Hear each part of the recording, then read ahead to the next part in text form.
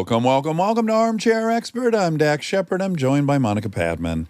Hi. Hello. Oh, this was a long time coming. In fact, I think I even flirted with this around the strike time when I had gone and done a charity event on stage, and I told the story about chatting with him backstage, and we were both like, well, when's he coming on? And now he's finally here. He barely does anything. He does. It was very flattering that he came here. Jack Black. Oh, my God, do I love Jack Black. Who doesn't love Jack Black? He's an award-winning actor, a comedian, and a musician. Kung Fu Panda, Nacho Libre, Jumanji, Welcome to the Jungle, The Holiday. And he has a new movie out in theaters this Friday, the 9th, called Borderlands, dystopian futuristic tale. He plays a robot. Oh. Yes. I love Jack Black. Me too. He is, I think, one of the most likable celebrities. And he also is a rock star. Tenacious D is so kick-ass. Yes. It's crazy how good his voice is. Yeah. He sang a little bit.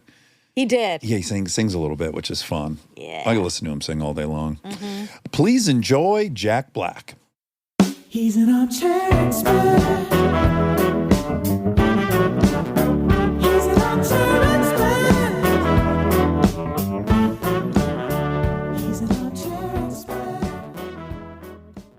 Oh my God, what an entrance. I'm so sorry. Oh, more than a shake. Down on the floor. Good to see you. Good to see you. I like the suspenders. Oh, I wanted to be playful and cute for you. The engineer pantaloons. Pantalones. Jack almost drank some of our spoiled milk. Thank God we caught it in we have time. we offer spoiled milk? Yes. I didn't even know that was an option. There were No. 3 different flavors of spoiled milk. Oh my goodness. I like to come and throw people's spoiled milk away. What are you drinking there? A coffee? Coffee. I knew it. Just a little giddy up and go. You want to know what I'm working with? Yeah. The remains of my pre-workout. Oh, yeah. You ever fuck with pre-workout? No. Oh my God, Jack. I do get my steps. In fact, I got some steps on the way here. You walked. But we live so close to each other, I did not nearly get enough steps. That's how close we are together. I was with my kids. I bet it was 3 weeks ago. It was like on a Sunday. And we were coming down Vermont, and we were right at Finley. And we saw old Jack Black on the corner, adorned in tie-dye, like a middle of a Sunday. That's how I do. About to cross Vermont on your own. And I don't know why it made me so happy. Did you give a shout out? I didn't. Do you wrestle with this? I'm like, this man gets shouted at. I shouldn't shout at him. I wanted to very badly. And this is a little bit of a pattern we've already developed. Yeah. Yeah. Well, I have the headphones on, so I have plausible deniability. Oh, smart. Genius. I can always pretend like I didn't hear the shout out. Have you ever thought about incorporating blue blockers as well so that there's no way eye contact-wise we know if you saw? Yeah.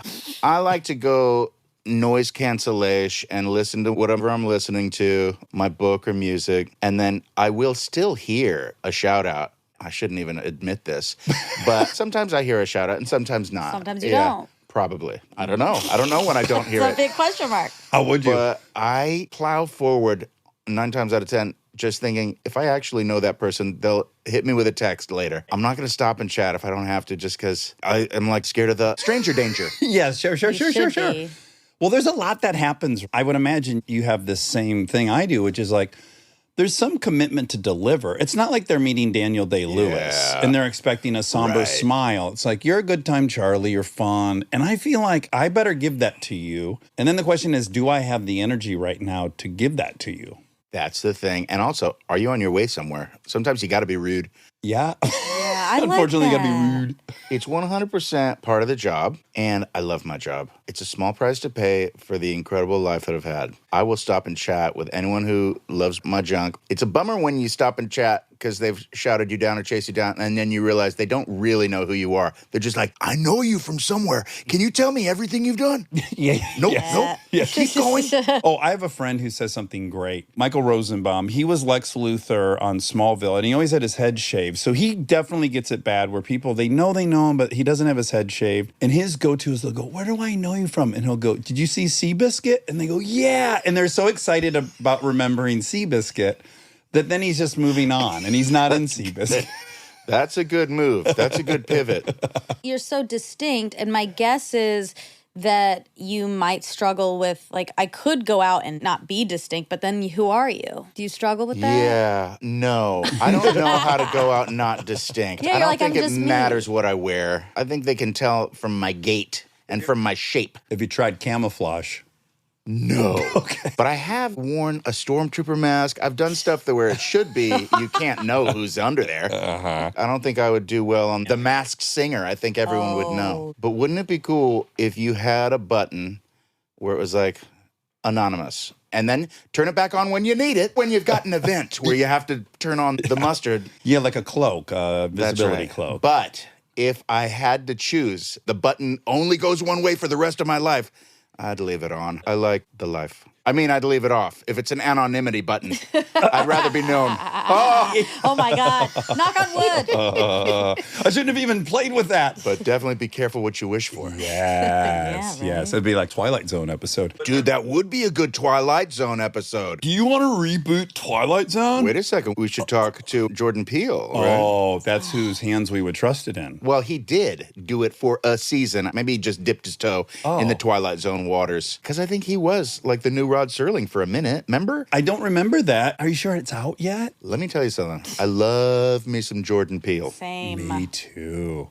And you've met him, I'm sure? I never crossed paths with him, never met. Have you met him? We interviewed him, and I think you would like him 10x if you sat and got to know him. He's a very special and sweet person. Yeah, I've watched all of the movies several times, and I've always find deeper layers in every watching. And top 10 funniest people of all time. Yes. Dude, Key and Peele? Oh, you forget don't about get it. funnier than that. And then when I see them scrolling through the TikToks or the Instagrams, I'm like, it's getting funnier. That hat making sketch, do you remember that? The best! Unreal. The cap outdoing each other, the competition of the caps. There's a woman making it on his He's head. got a whole sweatshop on his head.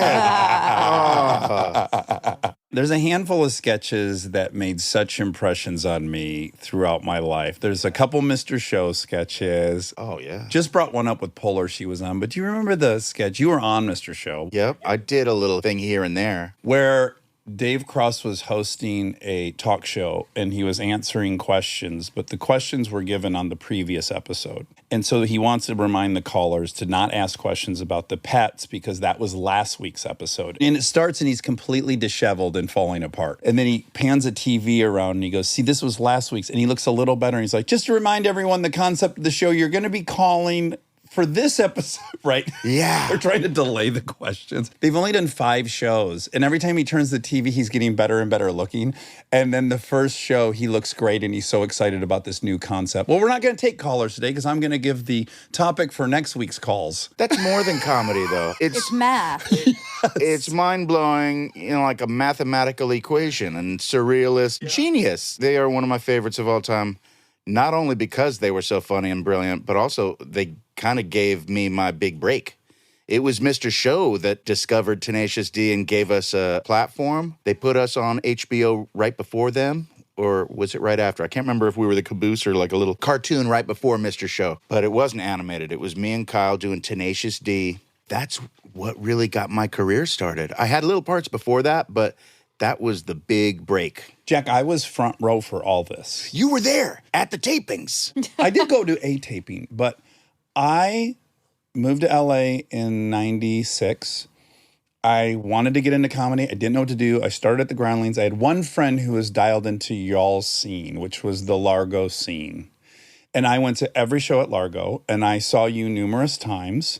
And I was enamored with you, genuinely. And then you were a guy I would be around in real life who then was all of a sudden on HBO. And I was like, oh my God, this is a guy from the alternative comedy scene. Like I was watching, so excited that people like you were coming off of that stage and getting on HBO. It was so thrilling. That was an exciting time. The alternative comedy scene, you could feel it at the time that it was a movement.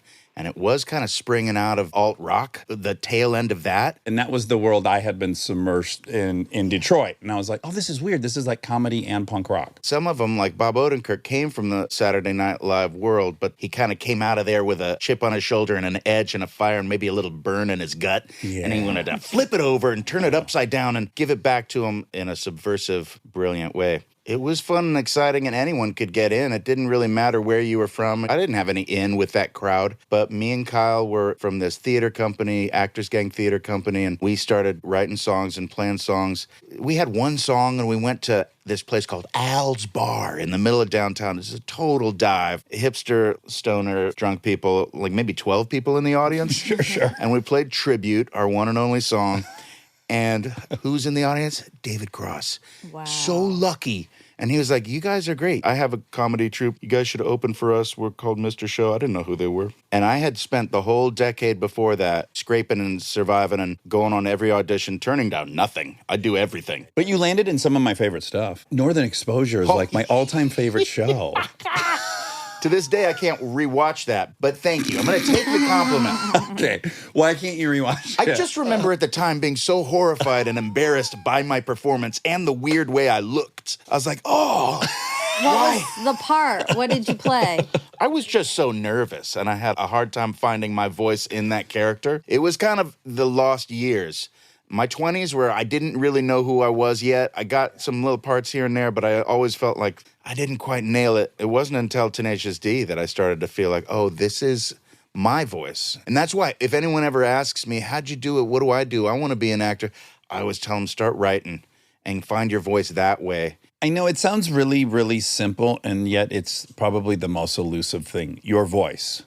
And you can weirdly, when I look back before I found my voice as an actor till after, when I listen, I'm like, yeah, that's actually not. I mean, figuratively and literally, learning how to talk the way you would talk to your friend takes a minute. The early days, you have to just be a puppet in someone else's vision. You're always just coming from a place of giving them what they want. You don't exist. You're just a vessel. It's not until you start to get a little more self-confidence and participate in the creative process where you're doing a dance with the director and they're like, okay, so that's what you want. Here's what I want. And then you kind of meet each other in the middle. That's a spark of something good. Yeah. And your voice. You're right. You spend the first part of your career trying to figure out what they want. And you literally never ask yourself, well, what would I want to see myself do in this? Which is tricky because the reason they want you is because of your voice, but you haven't had time to show your voice. Like, it's this bizarre cycle. It's a catch-22. Catch Big deuce. J.D. Salinger.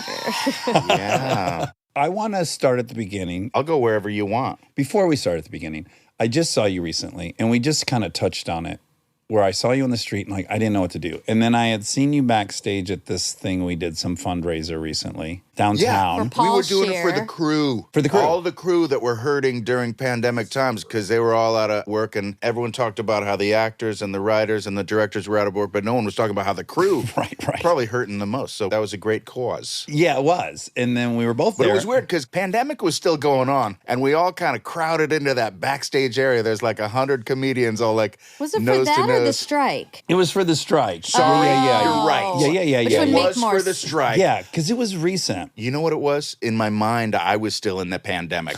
I felt weird about being with people. Yes, Oh, well, yeah. that's kind of what we talked about. So I was crossing the green room to get myself something to drink. I spotted you on the couch. And honestly, I even talked about it on the show after this happened. I had a moment where I was like, I feel good about going and talking to Jack finally. And I'm going to do it. First, I'm going to get a Diet Coke. And you saw me look at you, and then you could walk across the room, and you go, hey, don't ignore me. You saw me. And then I was like, no, for real, my game plan is I'm coming directly to you after I get this Diet Coke. And then I sat down with you, and we chatted for a minute. And yeah, just to bolster your claim, you were like, yeah, I haven't been around this many people in a long time. Well, it felt like a super spreader, and I kind of settled in.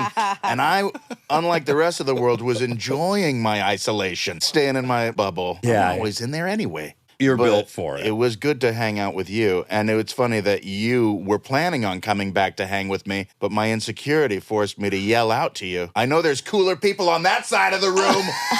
This is my question. When you were around that Largo alternative scene, were you intimidated or did you feel comfortable? I never felt really part of the alternative comedy scene. I felt like me and Kyle were kind of these theater nerds on the outside of it, but I loved it and I loved them and I loved that world, and Largo was the best. The layers of perspective are just so funny because, of course, from my vantage point, it was like, oh, these two are so dialed into this whole world. They're like the mastheads of this. Well, we had a sweet golden ticket thanks to Mr. Show. We became fast friends with Flanny. Mark Flanagan, the owner of Largo. What a guy. That was the hot spot for all of the comedy that I was checking out. Can you relate to, from the outside, you're in that core world. You start on Mr. Show, you work with Stiller. There seems to be all these yummy clubs you've been invited into and you're in. But do you still identify more with I'm a theater nerd musician and I'm not, name the comedian? Yeah, I guess my core is theater nerd that goes back to my roots in high school. That's the fountainhead of my creativity. I used to have dreams. I remember when I was in high school, I went to Crossroads for my last 2 years of high school, a little private school in Santa Monica for the arts and sciences. A lot of famous alum. Yeah, Jonah Hill came from there. I don't think he's been back to visit, though. I think he's like, fuck that school. Bunch of rich kids. I don't think he really would claim it. I claim it because it was a huge part of me getting started on my journey. I had a great teacher there, Scott Weintraub, who was real challenging. And high schoolers don't usually do a production of Caucasian Chalk Circle by Bertolt Brecht. Really heady stuff. Yeah. Great material. And I got over huge stage fright. Like I wasn't going to do the first show. I was like, I'm quitting the show the day before the show. And he was like, Jack, meet me at the Ray's Cafe. Let's talk about it. And he talked me off the ledge. And I just went through huge personal demons at that school and that theater. And I remember I had dreams there of being in the theater and having the power of flight, like I could fly like a superhero when I was in the theater. I was like, I'm going to use my powers, and I fly out of the theater doors and then I'll immediately lose my powers of flight and just be a regular human. And that was just a perfect dream that I still remember that captured the power of that creativity. The theater and that world will always be the main thing. Well, an apple's probably never fallen further from the tree than your parents, both being engineers in the aerospace industry. Your mother in particular, it's very rare that I research someone and their mother has their own Wikipedia page with a hyperlink. So your mom was a fucking gangster, worked on Hubble. Apollo 13, she helped with the abort guidance system. In the Manna something, nuclear missile tracking system. Probably. Now you know more about I need to go back and read that Wikipedia. There's probably some additions in the last few years. Your mom's born in 1933 and she's a fucking engineer. She doesn't meet a single other woman becoming an engineer, getting her double masters. Your mom must have been a very unique human being. She was a badass. She was super smart and she was super fiery and passionate. She had to decide when she was a teenager between ballet or going into engineering school. She decided that ballet didn't have a very long career path and engineering school had more possibilities. But if she really had it her way, she would have done both. There was a little bit of a call to the theater in a way. I inherited that part. She took off to find the lights. Yeah. What is it? She took off to find the footlights. And I took off to find the sky. I know you know what it is. You don't know what he's singing, do you? Harry Chapin. I don't know. Wait, who? Text Terry Chapin? Harry Chapin. Oh, the man. Now you found the cab. limits of my theater Oh, cred. sure that would be you. Is that from Trip I the go Light Fantastic? flying so high when I'm stoned. Oh, boy. You know this I'm fucking gonna song. listen to it as soon as this is over. Harry Chapin about being stoned. Yeah, he falls in love with a girl. She goes to chase the footlights of the stage. Oh, yeah. And he takes off. He was going to be a pilot. But all that ended up happening is he gets high in his cab. But he picks her up one rainy night from the airport years after they had their romance, and he drives her home. Is he a stoner? Yeah, big time. And she's into theater? She became a very And he's like, successful. I'm just a stoner. I can't help you. And Well, then he's telling us the she audience leaves him yes. for the white hot lights of Broadway. Yes. And he's just stuck smoking a joint on his couch. Well, he was going to be a pilot, but he never got it together. And then he was humbled by having to drive her as her taxi driver What years an incredible, later. emotional song. I can't believe, well, you know, Right. Cats But in the then Cradle. he became a rock star to get the last laugh. He did. That's the good news. Monica, cut this entire thing, please. I'm not. This Salvage. is No, this is fascinating. gold. You Yeah. know, of course, Cats in the Cradle. You like that one, though? That same guy? Yeah, Harry Chapin. Okay, I know the hit. Okay. I know the hit. Yeah, this one you'll recognize. Is it going to be the second song It on probably when I go to Apple charted at Music? yes, it will be. Okay. And it probably charted in the 50s when it was out. So you've heard it. But Cats in the Cradle became more famous not because of his version, right? Didn't a 90s or 80s rock band cover it? Cats in the Cradle. Yeah, and the that's how I know it. Are we not No talking about Doubt. the No, same? no. Not no Poison? doubt. No. Oh, fuck. Not No Doubt, but it sounds like that. The guy had really long hair. We're so sidetracked. Rod, More you want doubt. to find it? Cat Stevens?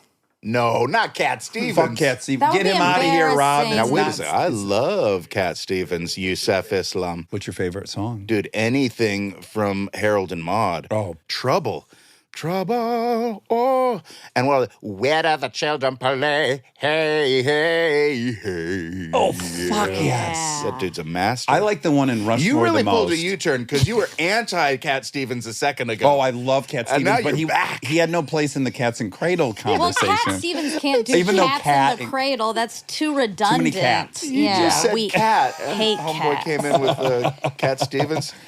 But I like the one that's in Rushmore the most. Oh. It's the most beautiful I don't Cat even Stevens remember that Cat song. Stevens. You know it. I'm failing I love miserably. Rushmore. Isn't that the Oh, greatest? such a good movie. Wind? Wind. Oh, Wind is I'm great. living by the wind of the yeah. wind of my soul. Rent, rattle, Where I end up, where I go, only God really knows. Fret, frattle, go. I come on a setting sun. You got it. I can't sing, but I got the You lyrics. used to sing it to You the made it kids. to the next Do you remember round. that? Or maybe Kristen did. I used to sing it to the girls Yeah. every Jack night before Idle. bed. I just advanced you to the next round. Oh, fuck. Can you be my coach? How's it work? Can you You have to advise wear me? a mask. I'm not sure yet. I haven't pitched it yet to the studios. All right, we're back. Now, Dad was also an engineer. Yes. Yeah? Did they meet on the job? Weirdly, my mother was an aerospace engineer. She was really into Middle Eastern folk dancing here in Los Angeles. And my father was a master electrician. And he was also weirdly into Middle Eastern folk dancing. And that's where they met. Wow. Through their relationship, he became an aerospace engineer. They both ended up working at TRW. And she had already had a husband and had your 3 siblings. Correct. My half brothers and half sister. So again, this is a woman born in the 30s Yeah. who becomes an engineer and also kicked a guy to the curb in the 60s, which didn't happen. Right. Ooh, I exactly. like her. What a renegade. She started off living in Brooklyn in the 30s. So she saw World War II come up. She saw all of that crazy shit go down. And she would get on a train from Brooklyn to Manhattan when she was like 9 years old by herself to go to ballet class. Can you imagine a Wow. world where a 9-year-old gets on a train? It was a different New York. Yeah, kids can get on trains by themselves. Why not? So she meets my dad, and they're both brainiacs, and they're both into crazy dances from all around the world. They both had little bits of the arts. They were dancers, but I did fall pretty far from the tree. Neither of them had ever been in the theater proper, and I didn't have any connections in that world. I was not a Nepo baby. The opposite, quite in fact.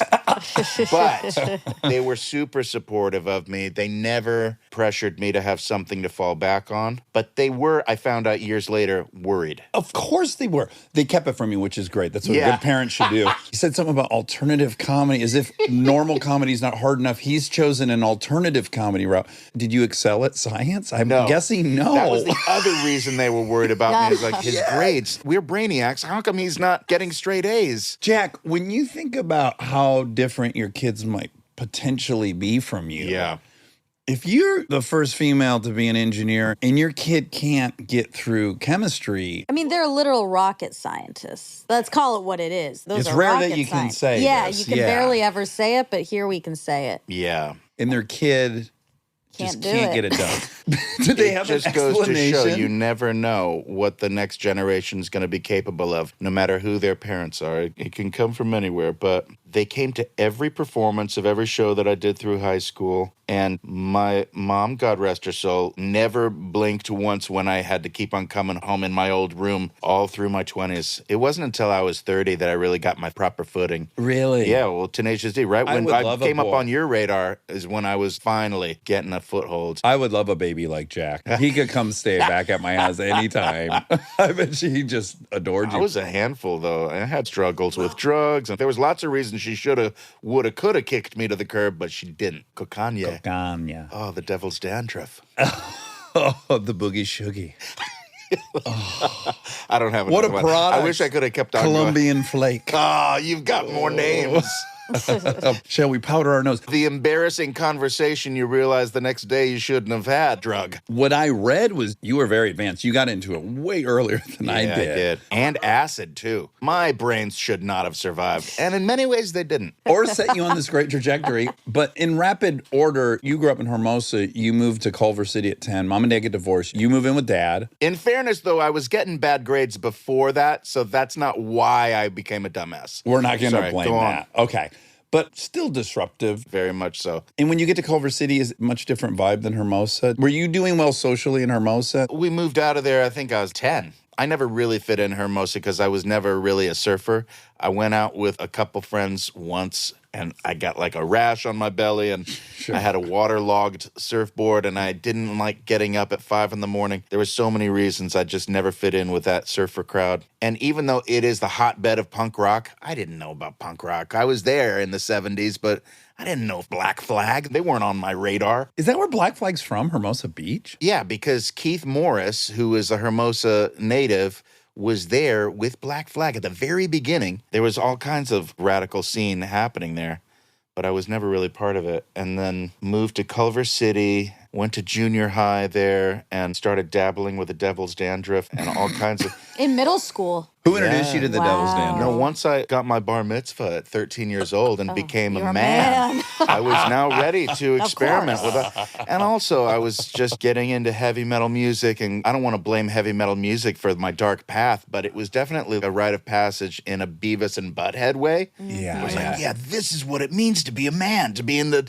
devil music and just be hardcore. And the same way my kids, I think, got really into super scary movies when they were like 12, 13 years old. And I was like, this is a little too scary for a kid. It's a rite of passage. So Yeah. you want to go to the dark side to prove you can survive it. And so I went down that road, and the more dangerous, the more attractive. It shows your bravery more and more. I don't think people who are not our age, so you're exactly my brother's age, and I don't think people understand how present the devil was in our culture. Yeah. The devil moral panic was nationwide at this point, and you had many, many popular metal acts that were proclaiming their allegiance to the devil. You had Rodney James Dio. Friends of mine's older brothers would have upside down cross posters. I remember being pretty terrified at 10 or 11 years old of how much satanic shit was swirling around. It kind of was a way to show that you were brave, right? You weren't afraid to dance with the devil. That's right.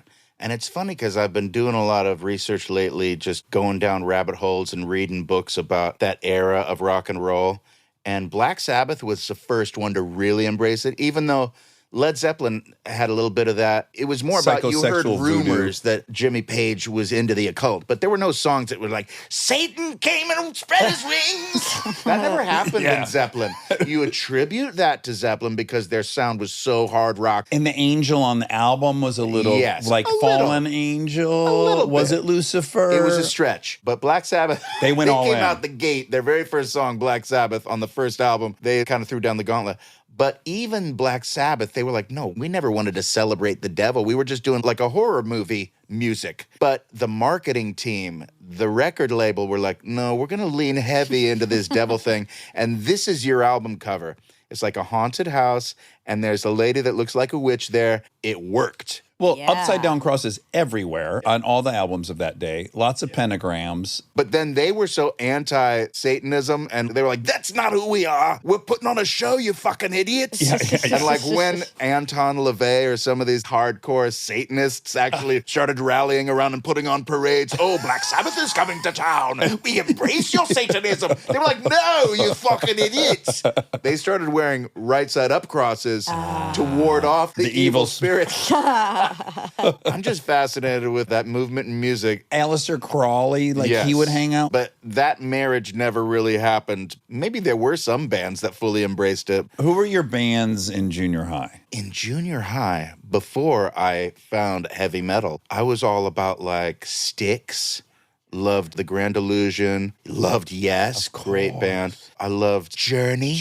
The softer side of rock. Your real soul. Yes. The little boy we all want to be before we get to junior high and we realize we're going to get destroyed if we don't slay some lions in the jungle by committing ourselves to the devil. I was into Styx before the Domo Arigato, Mr. Roboto misstep that they had that kind of destroyed them. No, there's some damn good sticks. You'd rather be a blue-collar man. Shaka-ka-ka-ka, great songs. And then I remember I went to the record store in Culver City to get the new Journey. I was going to expand my Journey library, I remember, because I loved Escape. What a great album. There's a dude there who's wearing like a flannel, and it was like, nah, here, this is what you should get.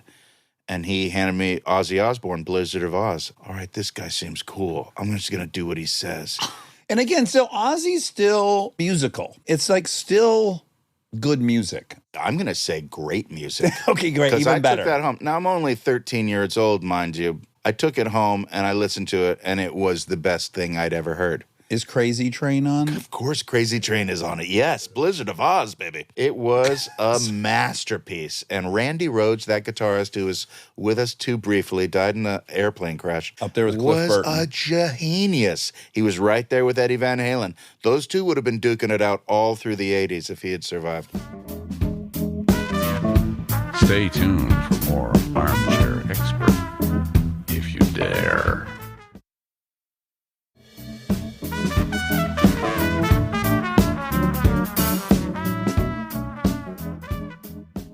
So Ozzy was kind of the gateway. He was the gateway. And really, it wasn't true metal. There was a lot of pop music, hooks, and beautiful, like, sections in there. It's more classic Rocky to me. Yeah. So that opened it up, and I was like, I got to see everything that Ozzy's done. So I went back and discovered Black Sabbath retroactively, and then Led Zeppelin. And do you start wearing shirts declaring your allegiance to them, and does that attract other boys? And then, once again, the cooler the better, because if I had the Black Sabbath with Ronnie James Dio era Black Sabbath, the mob rules. There's like dark imagery, and it looks like there's a Satan, but it's subtle, and people give you the nod of like approval, like, yeah, we're in the club. Okay, so who breaks out the blotter or the devil's dandruff first? I was introduced to LSD, I guess I was maybe 14 or maybe 13. It was a friend of mine. I'm not looking for a name. I'm just curious. Were you hanging with a 26-year-old dude that was a tradesman? He was older. I did look up to him like a big brother figure. Or I had a thing where I wanted a father figure, even though I had a great dad, but I wanted the dark dad.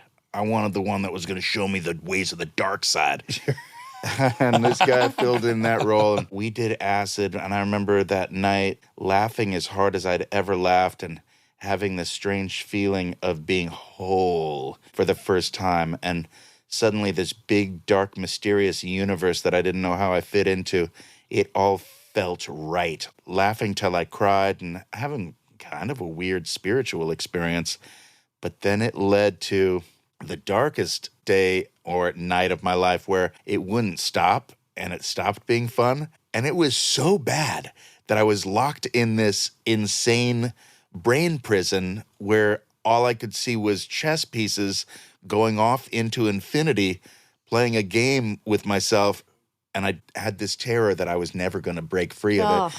And it was like, as good as that first hour and a half was, it wasn't worth it. And thank God I made it through the night. I don't think I slept a minute. Once the thought enters your mind, this may be permanent. The Yeah. second you have that, you're fucking cooked for hours. Yeah. You're like, oh shit. You're remembering stories you heard growing up of like, you know, Mike Benner, I saw him at the gas station. He's been tripping for 4 years. You have this one story, and you're like, oh, wow, this is happening to me. I'm going to be him. So you stopped doing it after that, or I no? might have done it again after that, actually. Sure. Why, It's of like, course. no, I think I got some bad acid. That's what I heard. Sometimes you get the bad one. There was a few hallucinogenic experiences, mushrooms and acid. But Coke, now that's a sexy dance partner. Well, I was just down to clown with anything that my big bro or my crew of heavy metal maniacs were into at the time. It wasn't a gang, but it was like a brotherhood. There was some Coke. You know, when you first take it, there's an initial rush and a feeling. It's similar in that a doorway opens in your brain and you're like, I fucking get it now, and I have a lot of brilliant things to say really fast. And you go for hours and hours and you say some things where you're talking about love and you're talking about connections and you're talking about things in the future that you're going to do. And it's, in retrospect, so embarrassing. It is. Thank God there was no recording, but it actually would have been nice if someone had recorded it just to play back as a cautionary tale of how ridiculous you can sound. I witnessed myself a single time. I had been recorded by my girlfriend, and it's a bummer. Oh, I mean, yeah. I think that might be the lowest feeling I've had is looking at my face and going, how I thought I was coming across versus what I'm seeing now. What a gap. But I would say the thing I liked about it most is I'm not optimistic. I'm very pessimistic. Couple toots of that stuff. And I'm like, you know what? Everything is going to work out. I got spiritual. I like talking about God and stuff that I don't usually talk about and I don't really feel a connection to. I'm definitely leaning atheist, but for some reason, once I get all coked up or whatever the drug may be. There's a version that brings out a nice side of yourself, which is like, I'm so interested in whoever I'm talking to. Someone will be telling me that their father was a firefighter. And I'm like, wait a minute. And this is sincere. I'm like, oh my God. So your dad was like a firefighter? Oh. Yeah. And I'm in it. This guy's dad was a hero. Tell me more. And I want to know about the movie of their life where their hero You dad was. already want that. You don't Imagine need, it squared. It seems intense. It gives you a brief energy that lets you delve deeper than you normally would with other people. Maybe that's why Freud supposedly used it a lot in sessions. Oh, So yeah. that they could go deeper than they usually would about themselves and about the nooks and crannies of their personality. Was the move to Crosswords. We should open a competing school across the street called Crosswords. Yeah. But were your parents sensing we need to put him somewhere else and get him Well, out of this crew? Yeah, but in the midst of all of that turmoil and darkness, there was someone from the crew. This dude was into this person who we had all met when we got on a bus and went to the arcade in Westwood. It was called Westworld, back when arcades were a thing. Play your favorite tabletop video games. And we met these girls, and we both fell for the same girl, and he kind of called dibs or whatever, and I was like, dibs, schmibs. And then I started a romance on the side, and he didn't know. And then when he found out, he wanted to kill me. And then he did beat the shit out of me. It wasn't over yet. There was going to be some more ass kicking. Ooh. My parents just noticed that shit was going sideways. And they were like, we got to get you the fuck out of there. And I was like, yeah, I agree. I don't want to be here anymore. Were you so relieved? Because Yes. you maybe wouldn't have sent up the white I don't flag. know what would but have happened there. So I went to this little tiny school called Poseidon that was on Pico between Bundy and Barrington. It's not there anymore. And it was a school with a lot of kids that had been kicked out of their schools from all over the city. And it was kind of a last chance kind of school. yeah, what's the island of broken toys? Yeah.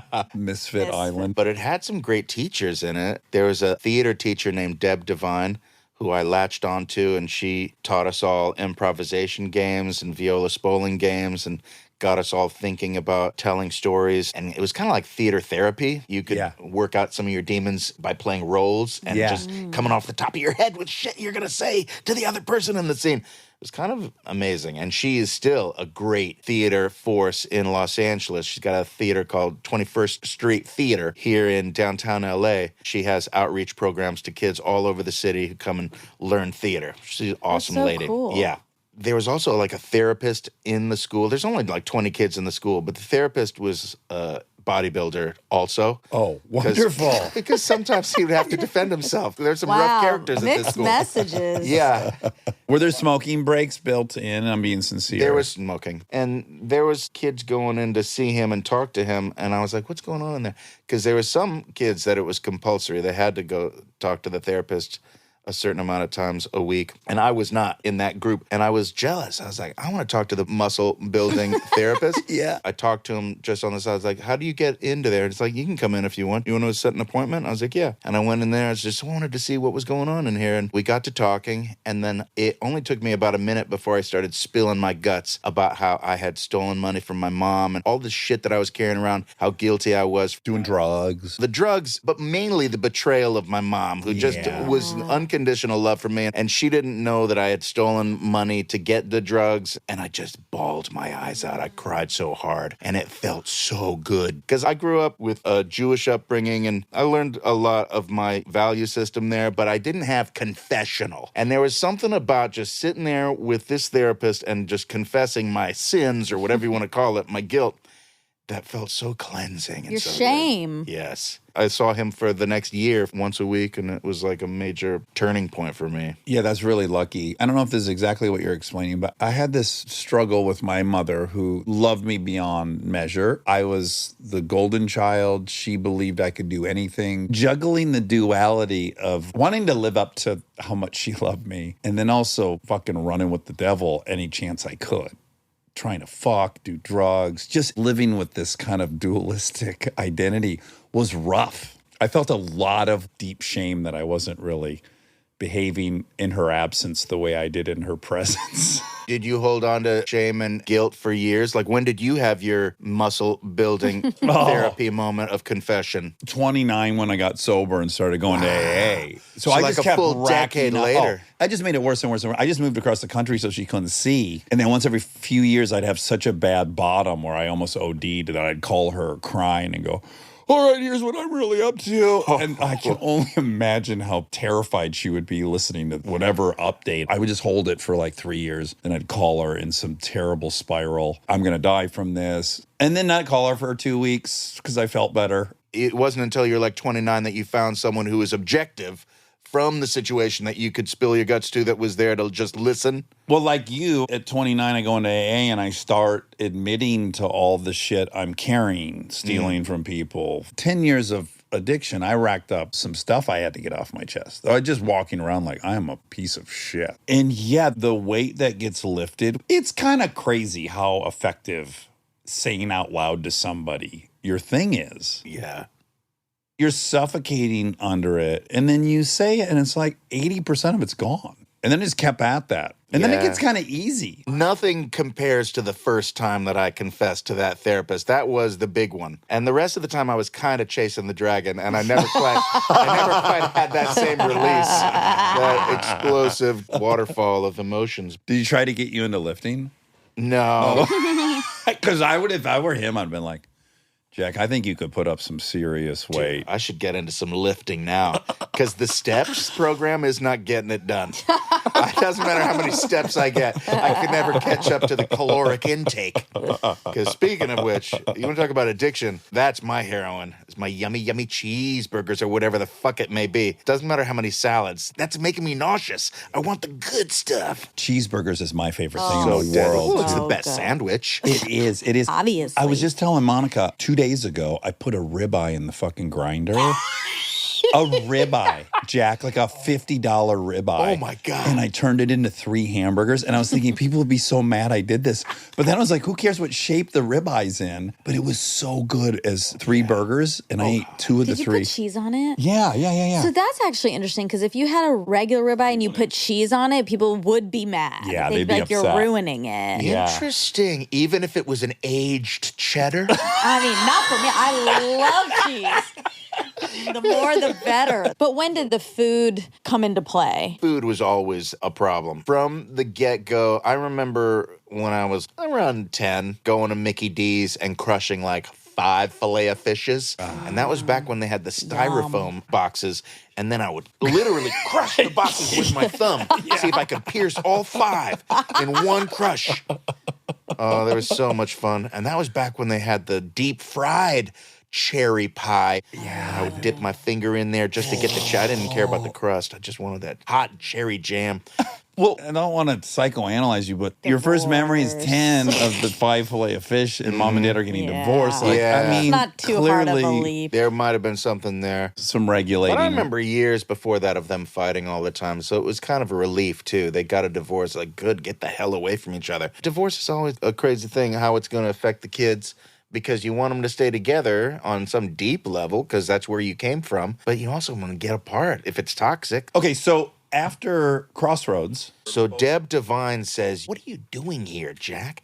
You got to go to Crossroads. It's just a few blocks away. It's the best school in the city. You've got it, kid. You got something here. I told my parents, I want to go to Crossroads. And they were like, all right, we'll pay for that. It's expensive. Then after Crossroads, I went to UCLA. Things turned around in a big way because I was a fuck up. And now all of a sudden I'm going to this. It's Ivy League adjacent. I was at UCLA Theater. I ended up there too. You were there too. Yes, there's another overlappy thing. I think too I'm went a to little UCLA. older than you. You're I was 5 there years. during Aikman years. Were you there for Aikman in the football program? No, Troy Aikman went there. I didn't even know Aikman. that. Yes, he was the quarterback. So yeah, I think it's Ivy League too because I went there. Yeah, I'm going to burst a big bubble here.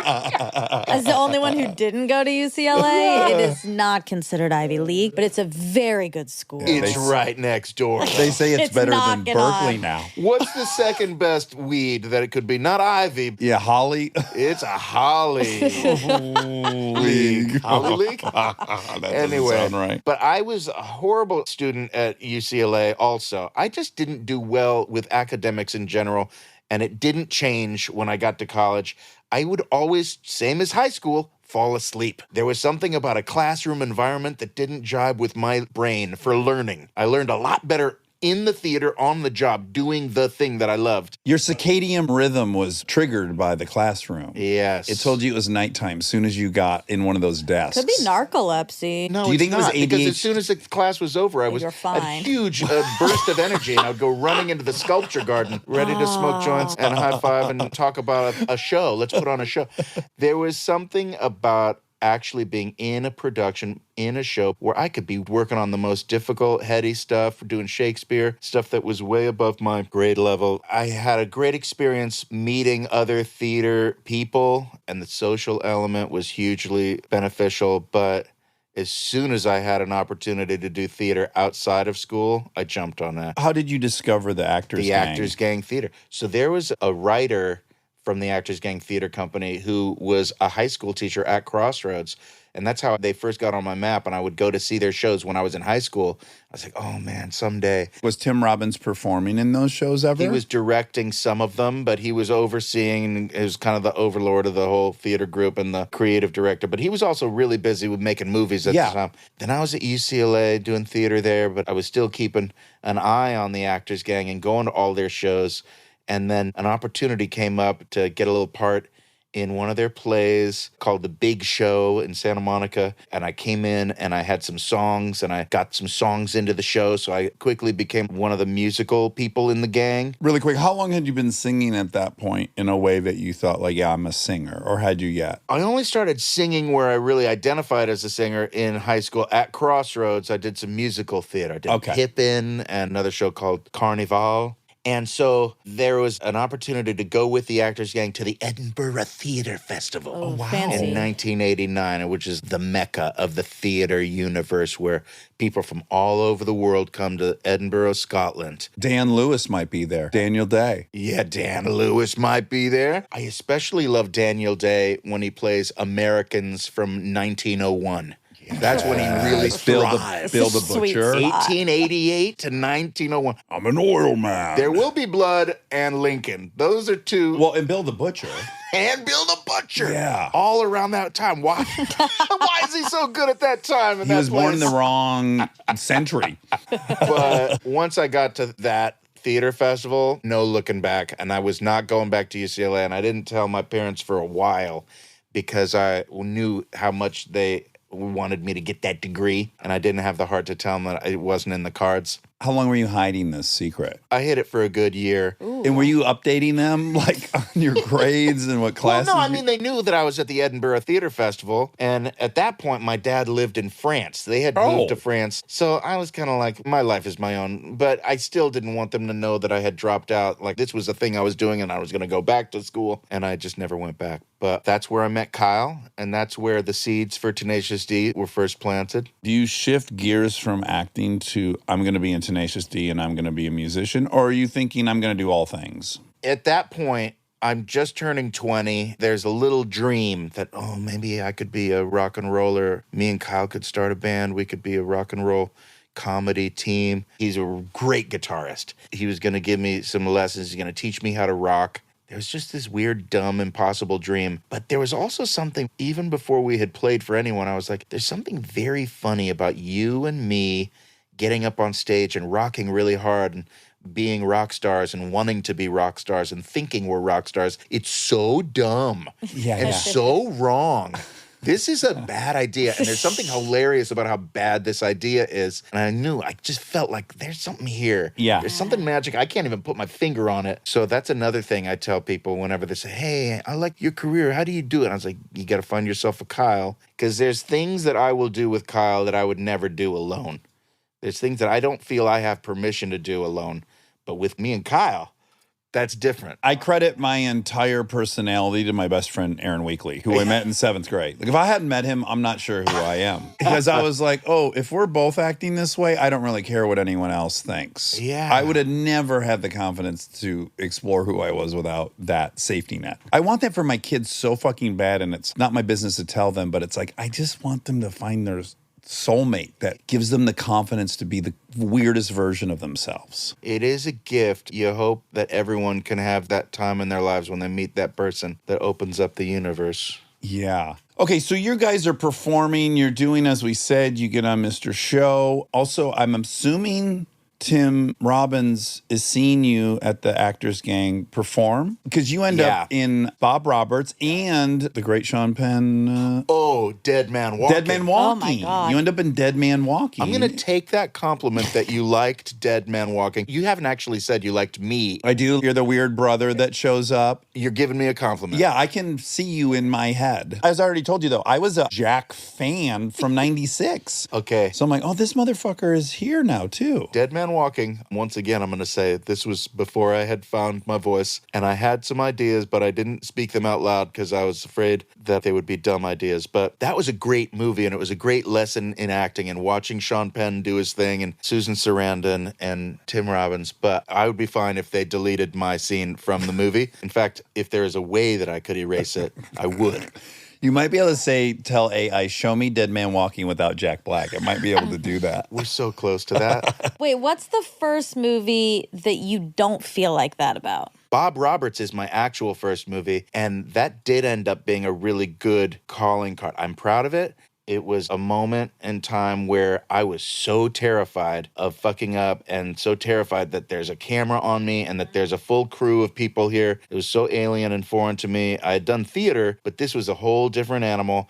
And my character, luckily, was terrified in that moment that worked of being out. in the presence of this godlike figure, this Republican politician rock star named Bob Roberts. I just want to be him so badly. And young Jack Black really was feeling that same way about Tim Robbins. Yes. So I was able to channel it and plug right in.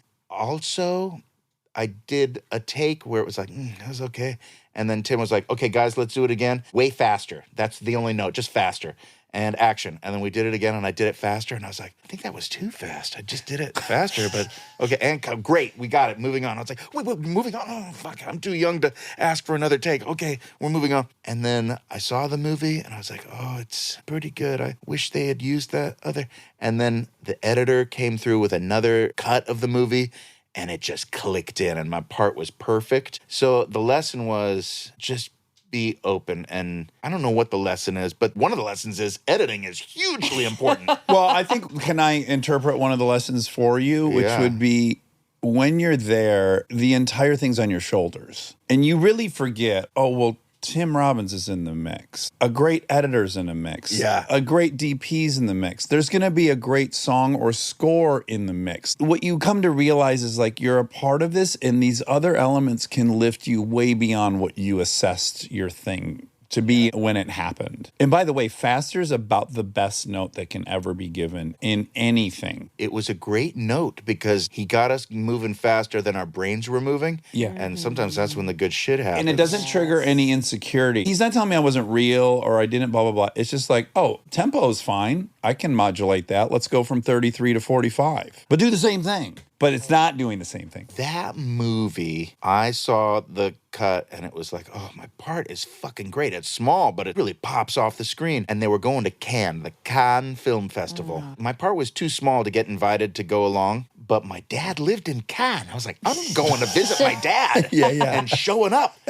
I got there and I called Tim and said, can you get me on the list? I'm flying myself. And he got me into the show. So I went to see the movie and I ended up on top of a mountain smoking a joint with Tim Robbins and that great director who directed The Player and all those great... Robert Altman. Yeah. And Giancarlo Esposito. We were all up there overlooking Cannes. And Sucking on oh my God, devil's I've arrived. cabbage. This is it. I am here. And I wasn't here. It was an illusion. I thought this is the beginning of my career. And it led to 10 years of not being able to get another good role like that.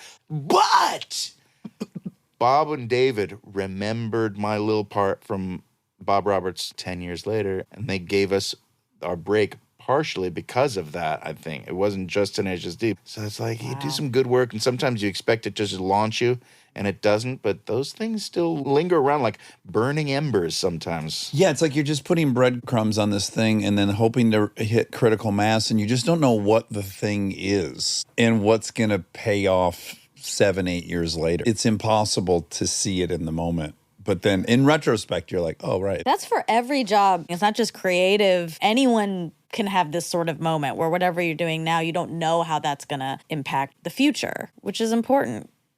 So what do? You put your head down. You keep on doing you. This is an important thing. I don't know why I'm Mr. Telling people lessons. I don't do very many of these where I talk about myself. I was going to start with that. You don't really do this. Nah. Well, we You're an feel enormous star, and I grateful. got to say, there's the least amount of interviews available of you of almost anyone else I've researched of your caliber. And I did want to know off the top about that, but I thought we could earmark that. Well, I just feel a little embarrassed and a little shy and a little unworthy of tooting my own horn and telling my life story. It's just not what I usually do. I will say this. This is the last time I'm going to do this. No, it's when not. people Please. ask me, what do you do to get what you got? I want it.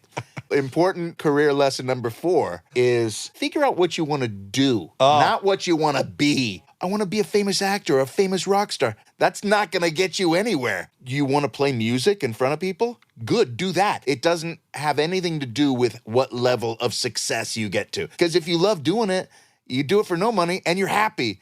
Same thing with acting. And at the end of the day, that's what gets you to the good stuff, the juice. And as a byproduct, you probably will have some success. I'll even add the stuff that you thought you were doing en route to somewhere in retrospect of your life will be some of the things you enjoyed the very most and would go back to. For me, Groundlings, I don't think it ever got better than doing a show on Sunday nights to 100 people. Couldn't believe it was sold out because there was no illusion of anything beyond that. Dude. It evaporated that night. It was like Buddhism. It happened on Sunday. It wasn't recorded. And that was it. It was for the pure joy of doing it. And I don't think it ever got better than that. I think that is part of why theater saved my life, because there was that therapist, but there was also that theater teacher, Deb Devine. And when I got up in front of a group of people, it didn't matter how small the audience was, and I got into a groove and I started jamming, I felt this incredible high and adrenaline and self-confidence. I think theater saved my life. There's something about that Groundlings and about improv in general. You tap into a thing and it's a mix between acting and writing.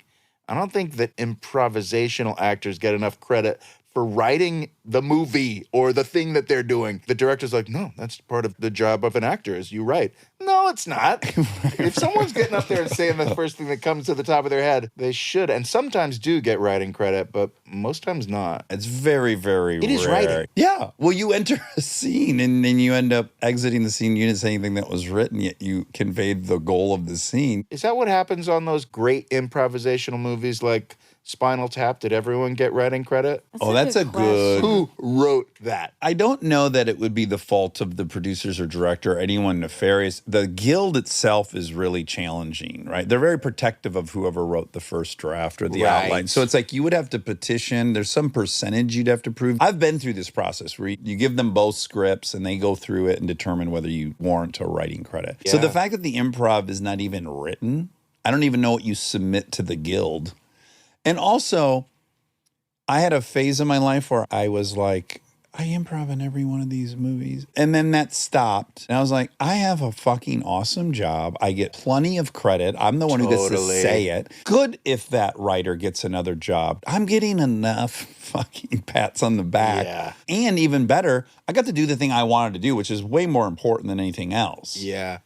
To be trusted to do the thing you want to do is the ultimate. Yeah, keep the credit. But have you written? Yeah, I've written and directed 3 movies. So you were able to transition from improvising and writing off the top of your head, as I like to call it, into writing everything in advance. I've only written 1 movie. It was Tenacious D in the Pick of Destiny. Yes. And I had so much fun writing it, that process. Did you write it with Kyle? We talked out the story, but then the actual writing came with me and Liam Lynch, the director, at his house every night for 40 consecutive nights. I have a little Was OCD. it I the like that with greatest? the round numbers. But I I just came had up with so that. much fun cracking the code on that and that process. And I was like, I think maybe this is what I'm going to do.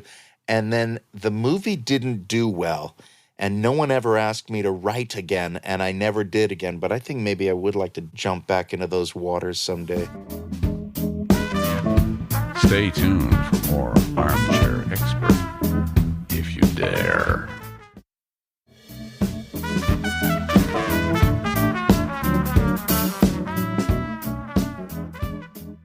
Do you find a special kind of satisfaction when you're writing your movies? If I had to list the things I'm proudest of in my life, writing's way above acting or directing. Do you have a partner when you write? Mm-mm. No, you go solo. Yeah, I go lone wolf. I go to a hotel. I go for 4 days. I write. I come home. And then I go on another spell. And when I'm there, I just write all day long. I've got a whole little routine. I can't do it without someone else. Yeah, that's I need fair. them to say, what do you think it should be? And then me to say, no, That wrong. sucks. Here is what it should be. I can't do it You without need the catalyst. You need a bad idea to shoot down to get to your good idea. and vice versa. Yeah, Someone to yeah, shoot yeah. down my dumb ideas I don't realize are dumb. You're not a control freak, I'm guessing? I am a control You freak. are, interesting. But I need to have someone else there to control. So Monica had asked you a question, and I'm going to guess at the answer, which was, she said, when did you feel like you were in your voice? found your voice. Found your voice acting. I'm going to guess it was High Fidelity. Yep. That was the big breakout. And that was John Cusack digging my stuff with Tenacious D. Can we take 2 on John Cusack? John Cusack was everything I wanted to be when I was a kid. Oh, yeah. He was the coolest. Brilliant and cool and funny. And he hand-selected you. You were his idea, Yeah. right? Well, we had a brotherhood through the Actors Gang because he and Tim Robbins were tight back in Oh. the day. And he, in fact, started his own splinter group called New Criminals Oh. in Chicago. Oh, wow. They were like the Chicago wing of the Actors Gang. So I hadn't really done any time with him, like hanging out. But I knew and he knew that we were both from that theater group. He reached out, and Stephen Frears, the director, who I loved because I love Dangerous Liaisons, Oh, what with a my movie. favorite actor, John Malkovich, in it. So all signs were like, of course I have to do this movie. But I was so scared of fucking with my Tenacious D cred and this new thing that was burgeoning. I was like, wait, I'm in a rock band that's really working right now. I don't want to do a movie about rock and mess with my actual career as a rock musician. And then eventually I realized, oh, I'm just terrified of failing. Right. I have to do this. It's Stephen Frears and John Cusack. So I said, yes, I'll do it. I heard you say that your initial fear was you're going to be playing a guy that just shits on all music. Yeah. I could see how you would think that would nullify what you're doing over here. There was also certain bands that I just worshipped that I didn't want to talk about. Yeah. Because even saying their name out loud on film, it was like a holy ground. I didn't want to touch it. I It's didn't like want to go there. Screaming Macbeth in the theater. Exactly. What was the most offensive one? I didn't want to talk about Kurt Cobain or Nirvana. I don't even know if that ended up in the movie in the end. But there were certain places where I was just, that's just... Sacrilege. There was a few places that sirens went off in my head when I read the script. But thank God I got over that because it was the first time that I had really found my voice in a movie. It was my breakout. And then after that comes really quickly, I'm just going to kind of list them, but Orange County. And why I want to earmark that is I want to talk about Jake Kasdan because I love him and I've worked with him. What a special dude, and you have many times. But best. we're earmarking that. But then Shallow Hell is right after that. You go on a fucking pretty bonkers ride. This pattern emerges which is Jake's part of it, right? You work with people, and I like this about you from the outside. People who work with people and develop real friendships and keep coming back and working together after all the cash and prizes are obtained and they don't fill the hole.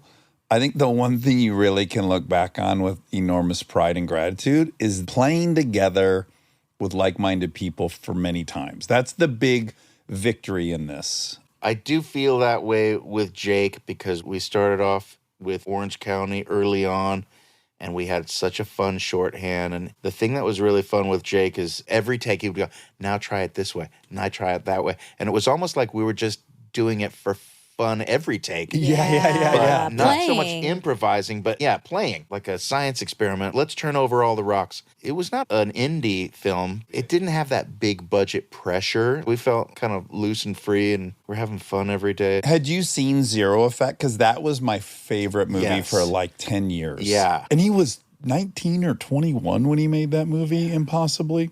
He had a full head of steam coming in. And also, it was Mike White who wrote Orange County, who was a big factor in that great experience. And I ended up working with on School of Rock. So you work with Jake as a director. You end up working with him a bunch more. And then, Mike White writes it. And then he obviously kind of falls in love with you because he comes to you with the idea of School of Rock. With Rudin, Yep. those two are together and they want to make this movie. And then the most unlikely character enters the scene, which is, again, you're so fucking blessed. Richard Linklater, what a spirit. Did you see his recent movies on Netflix right now? It's really good. Hitman. That's him? Yeah. Oh, that does not look like a Linklater movie from the poster. I know, because it's a big crime thriller action comedy. I think Boyhood is one of the most beautiful movies ever made. Also, can you imagine the patience it would take to do a movie over the course of 12 years? It's mind-blowing. It's a different kind of cat.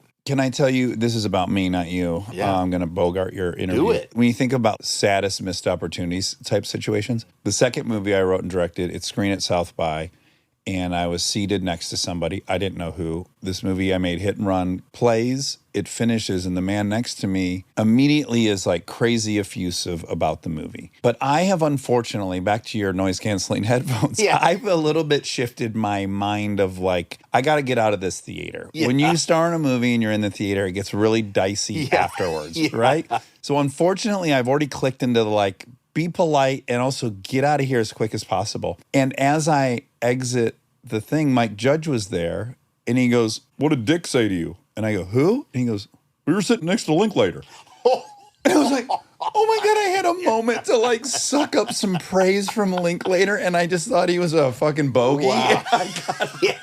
What a regret. Just I goes mean, to I would have show. stayed there Just all goes to goddamn show. night. Oh, It does man. go to show. Don't be a big shot. Always take them in.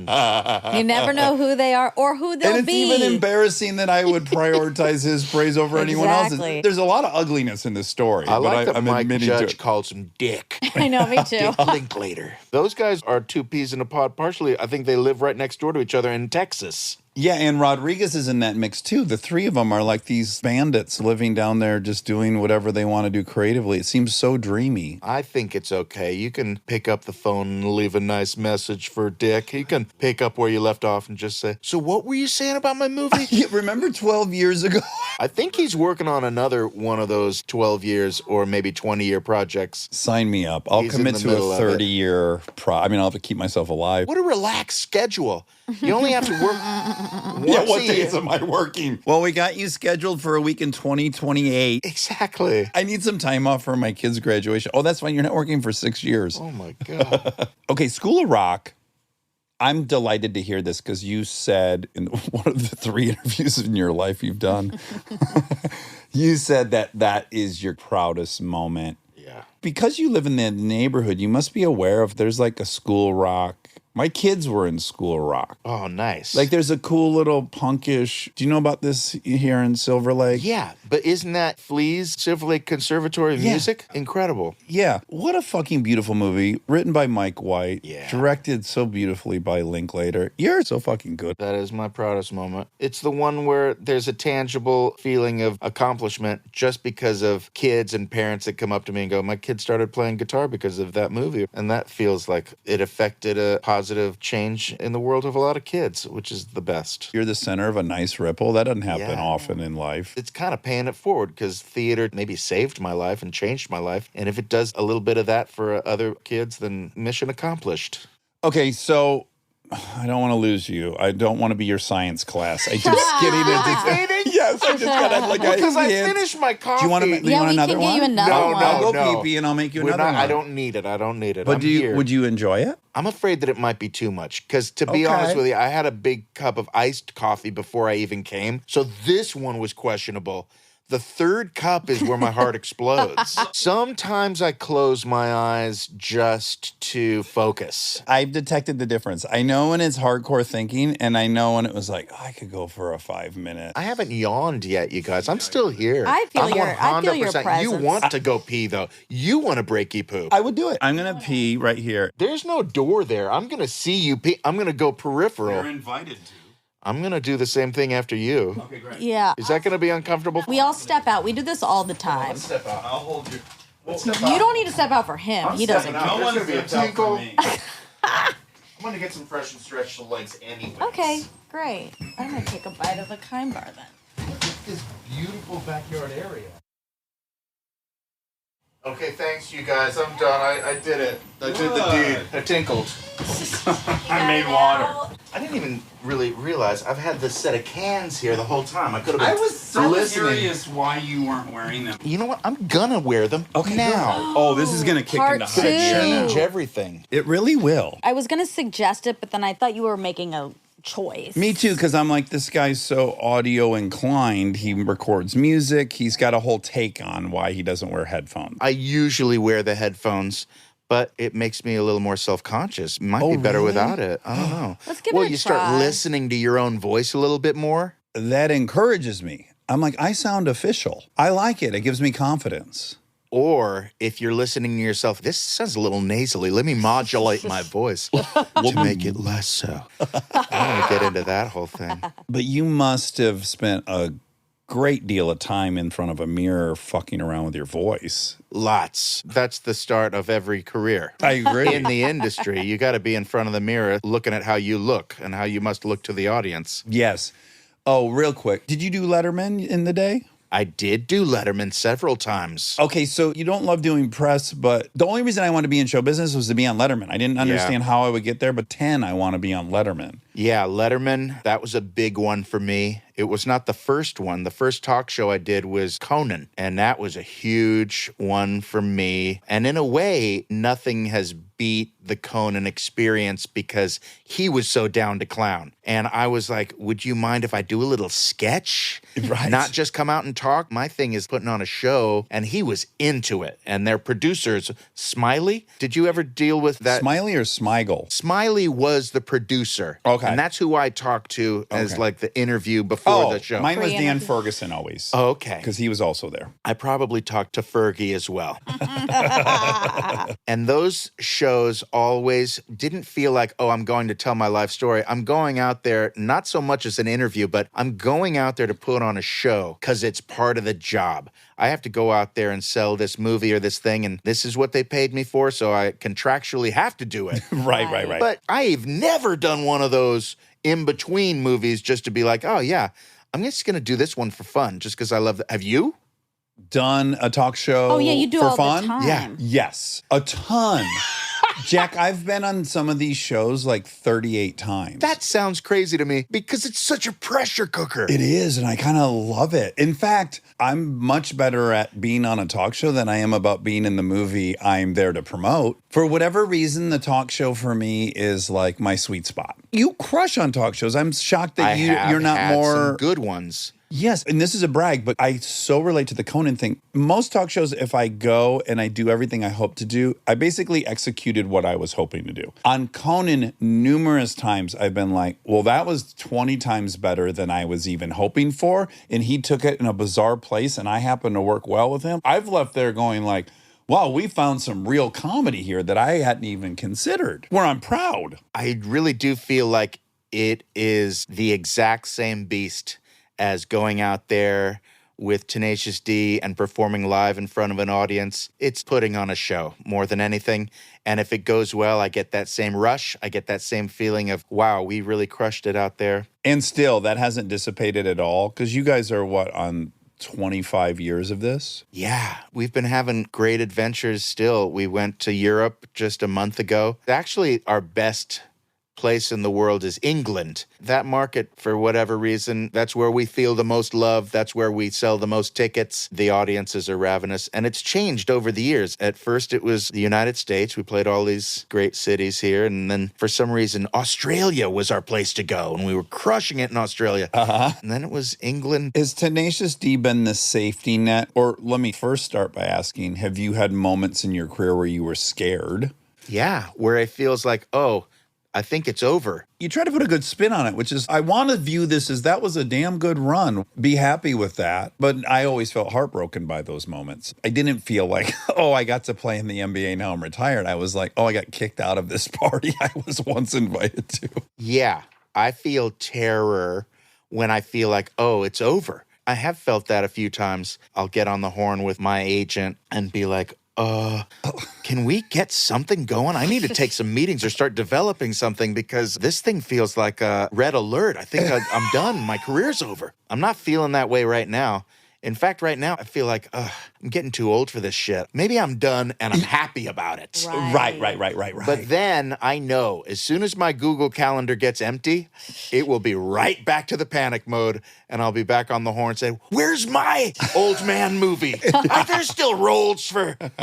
Would you agree there's almost no sweet spot? It's either you have too much or you don't have enough. Or are you in a sweet spot? I'm in a sweet spot right now. My cup is full of performance satisfaction. I kind of sidetracked you. I was wondering if Tenacious D was kind of that safety net. Even Tenacious D, I feel sometimes like, uh-oh, is this the end of the line for this band? We definitely had our moment in the sun. I always feel blessed when it's like, oh my God, we're still selling out this or that venue. In terms of a job, playing in front of an audience, playing music and doing comedy bits with Tenacious D is the best. You only work a couple hours a day. You get to travel to a different city every day. You take a nice, comfortable bus. You lay down in your weird coffin bed, and you get to a town and you have time to take a nice, leisurely walk around London or Birmingham or wherever we are. Find a nice patch of grass to throw the frisbee, and you're hanging with your friends. It's just the best life. Yeah, I'm very envious of the sensation you must have when you're actually rocking an audience, like the way Bon Jovi said, and I rocked them all. That must be a very tasty feeling. It feels great when you're in a groove and you're jamming. And it also feels great if you are putting on a show that's got some new elements to it. You're trying to blow their minds. And some of them, you know, it's their first concert they've ever been to. And other ones, they've been following you for 20 years. It's a great feeling. My 8 and 11-year-old know the words to probably 6 Tenacious D songs from start to finish. Wow. So don't rule out you doing this at 78. Because, like, I know you have another wave coming. Well, you know, you got that Rolling Stone still going. I got to start doing the yoga, I guess. Get into some yoga. Okay, the only other thing I wanted to ask you about is, and my wife is in this situation, right? You hit the lottery in that she gets this gift frozen. And it might just, hopefully and likely, go on forever and ever and ever. Kung Fu Panda, is that a little safety blanket? Or just my God. Every few years they call? Well, I never count my chickens. They haven't called up and said, hey, that thing was a hit. We got to do another one. I'm not assuming that that's going to happen, but it has been an amazing ride. That thing is going on. Yeah, that's 16 years you've been doing this. But about 20 since I first was pitched the idea, because the first one took a few years, and it is a great job. I'm so spoiled.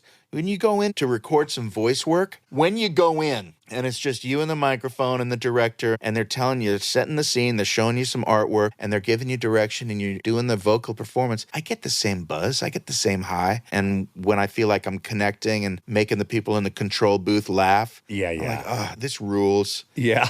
The actual workload is pretty light. It's about as good as it gets in show business. Yeah. Speaking of Cannes, I saw one of the Kung Fu Pandas at Cannes in 2008. Wow, yeah. The first one, then. Would it have been the first one? Yeah, I don't 2008. remember. That's the first one. That must have been the first. I was begging for tickets on the side of the street, and I got one to Kung Fu Panda. It was pretty exciting. Were you smitten as hell when you saw it? We were all like, wow, this is great. We were all so pretentious at the time. We were like college students on a study abroad, there to see the fancy French movies. Maybe a and then, Dan Lewis film. hopefully, God willing, we're all leaving being like, Kung Fu Panda was the best movie of the whole trip. Yeah, I it was remember great. that one. Jeffrey Katzenberg was always real big on the pulling stunts to get publicity, and he would put all of his voice actors through the motions. And he had me marching down the street in Cannes with like 100 costumed panda people, dancers. Oh boy. And I was just marching down the Champs-Élysées or wherever we were. Oh my God. White hot embarrassment in my face. I was like, that's when you know that it's working, when it's so humiliating. This is going to get some clicks and some likes. Oh, Yeah. fuck. That just gave me PTSD.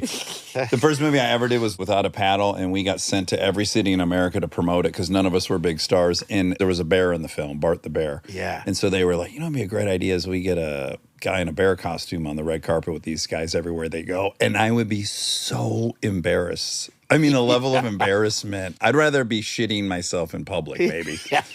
And eventually I was like, if I see the bear again, I'm going to leave. I can't do the guy in the bear costume anymore. Those things that are part of the job, get out there and dance like a monkey.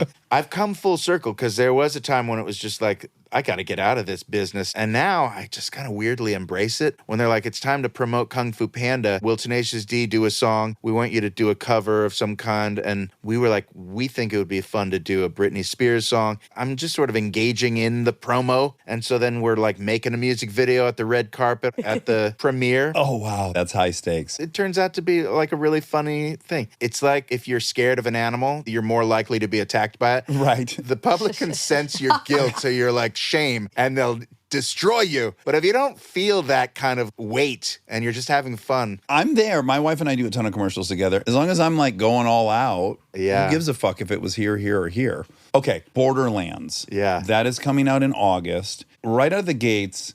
And I think maybe I forgot. This is not your first go round with Kate Blanchett. She's That's probably right. my favorite actor She is the alive. best. What She a gangster. crushes. What was the thing you did with her before this? It was a little movie called The House with a Clock in Its Walls Wow. by the same director, Eli Roth, as a matter of fact. Oh, he did that as well. And that was a horror film for kids, kind of in the vein of Goosebumps that I had done a few years before. You played R.L. Stein, right? Correct. And this was based on a fun, cool, scary book. What's Borderlands based on? Borderlands Anything? is based on a great video game that came out like a decade ago.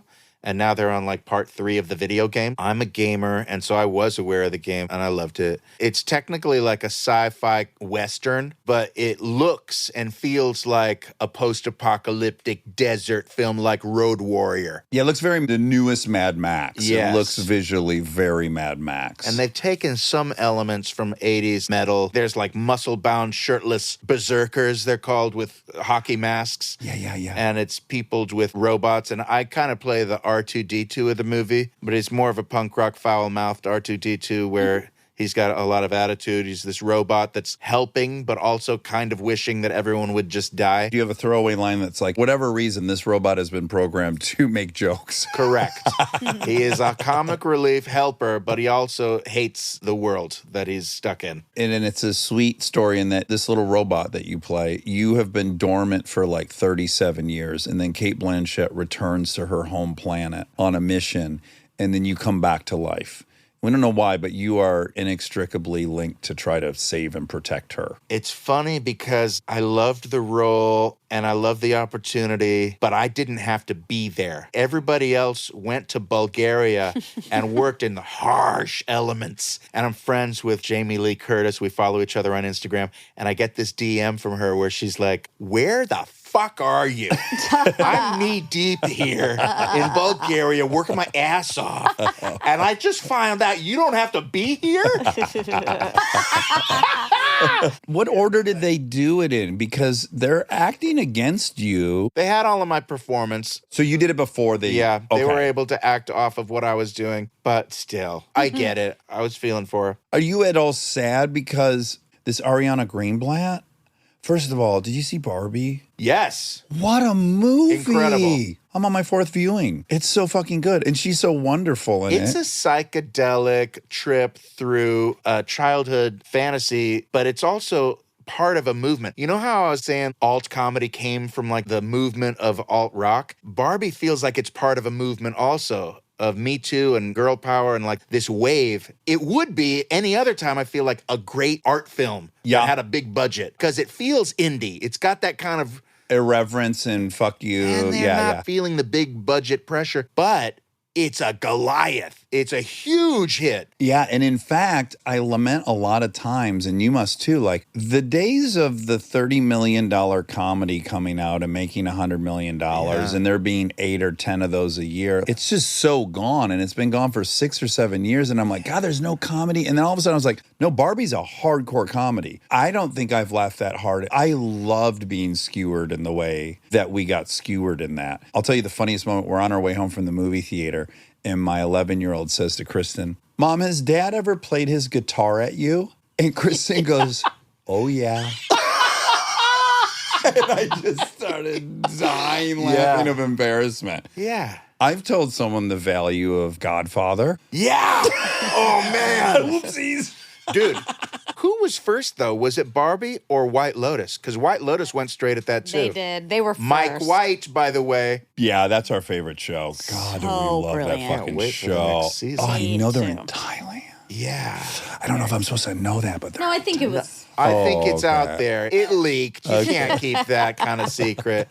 But back to your movie and Ariana Greenblatt. She's so great. I bet you wish you would have had some scenes with her. I know. It would be cool if I could have jumped on a jet plane and been in person. And this is your 4th thing with Kevin Hart? Yeah. And Kevin Hart is pulling an action hero, different kind of character than he usually does. And if you look at the history of comedians who change gears and then go action hero, the first one I think of is Eddie Murphy in 48 Hours, where he's still funny as hell, but You're he's scared of him. also legit badass, can fight, will fight, does get into scrapes, and is a hero. How about 48 Hours, too? Let's put that in the barrel. No, I did say 48 Hours. You thought that I said Beverly Hills I Cop. did. I went straight to Oh, 48 my God, Hours. that's so weird. Yes, but Wow. Beverly Hills Cop and 48 Hours. 48 Hours. He's a convict. So I feel like that's where Kevin Hart is with Borderlands. More power to him.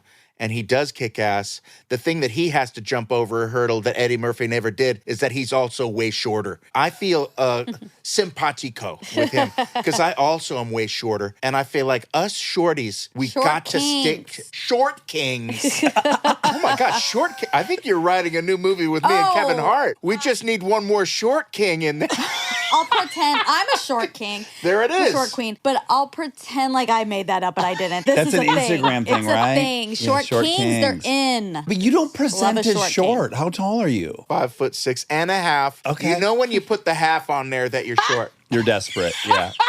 I do the same thing. I would round up to 5'7", but I don't feel right doing So when it. you and Kevin are in Jumanji, are you Yeah. looking eye to eye, basically? I might be like an inch taller. Look, I don't want to talk about who's. It's a game of inches. The introduction to his character in Borderlands is he arrives to rescue Ariana Greenblatt. Roland is his character. Great tough guy name. Yes. So Roland rolls in and he says, "Your father sent me to save you." And she says, "Oh, great. He sent his shortest soldier." And you go, wow, even in this movie, he's not going to catch a break. Right out of the gate. First Well, it's description good of to it. let it out right out of the front. Get it out and talk about it Yeah. and then move on. Yeah.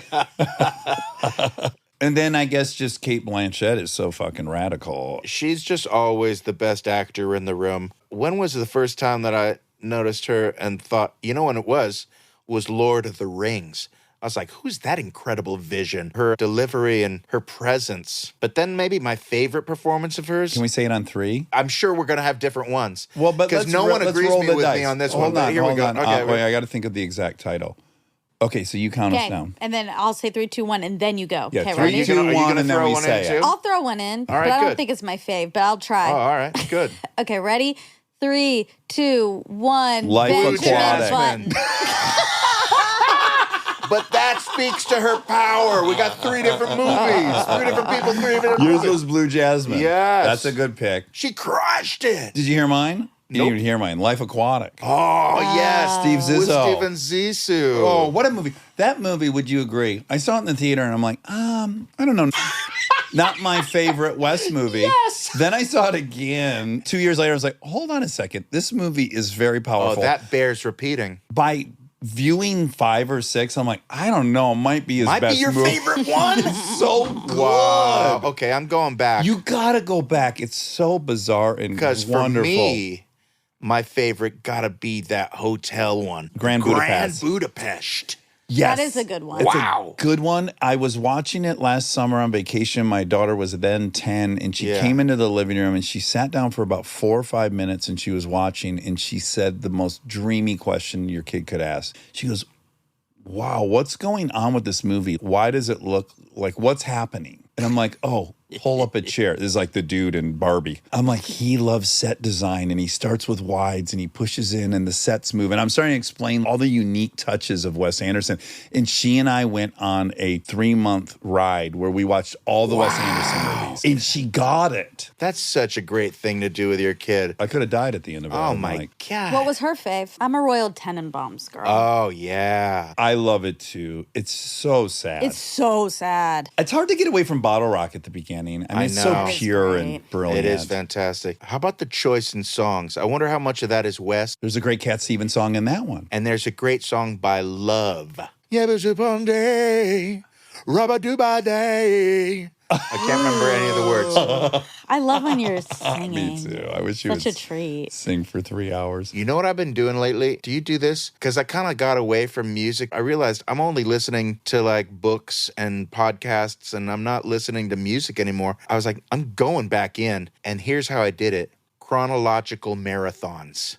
I pick a band that I love, but I've never done the marathon. And I go, I'm going to listen to every album in chronological order and see if there's some songs I've never heard by this or that band. And I love it. I'm right in the middle of Queen right now. Oh, what a great Yeah. pick. And I haven't even gotten to News of the World yet. It's like those first 5 albums are masterpieces. There's tons of songs I've never heard before. Do you remember the album cover that had the robot on the cover and it's holding bodies, bloody bodies? That's News of the World. That's the one with most of their big hits. And that's a fun thing to do when you do the chrono marathon, when you find that period where they're really in a window, where it's like, Yeah. now they're busting out on all cylinders. They're high fidelity. Exactly. Yes. They got their 10,000 hours. Exactly. This is my hack because I get in musical ruts too. Yeah. And what I like to do is go on Spotify and take a song I'm in the mood for that I love and then make a radio station out of it. Yeah. Do you do that? I have done that. That's like a party trick if you don't want to go through making a playlist for the whole party. Yeah.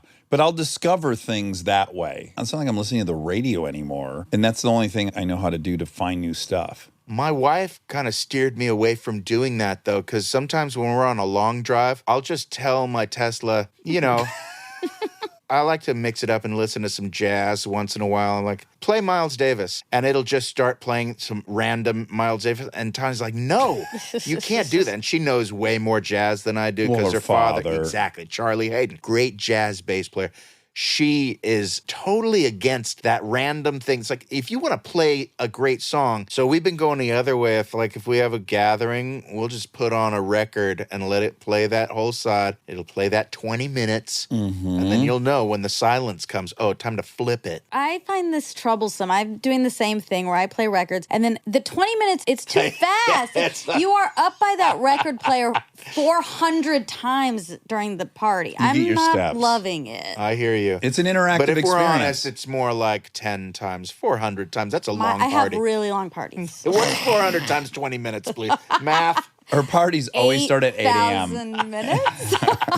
That's a sleepover. I have cool parties.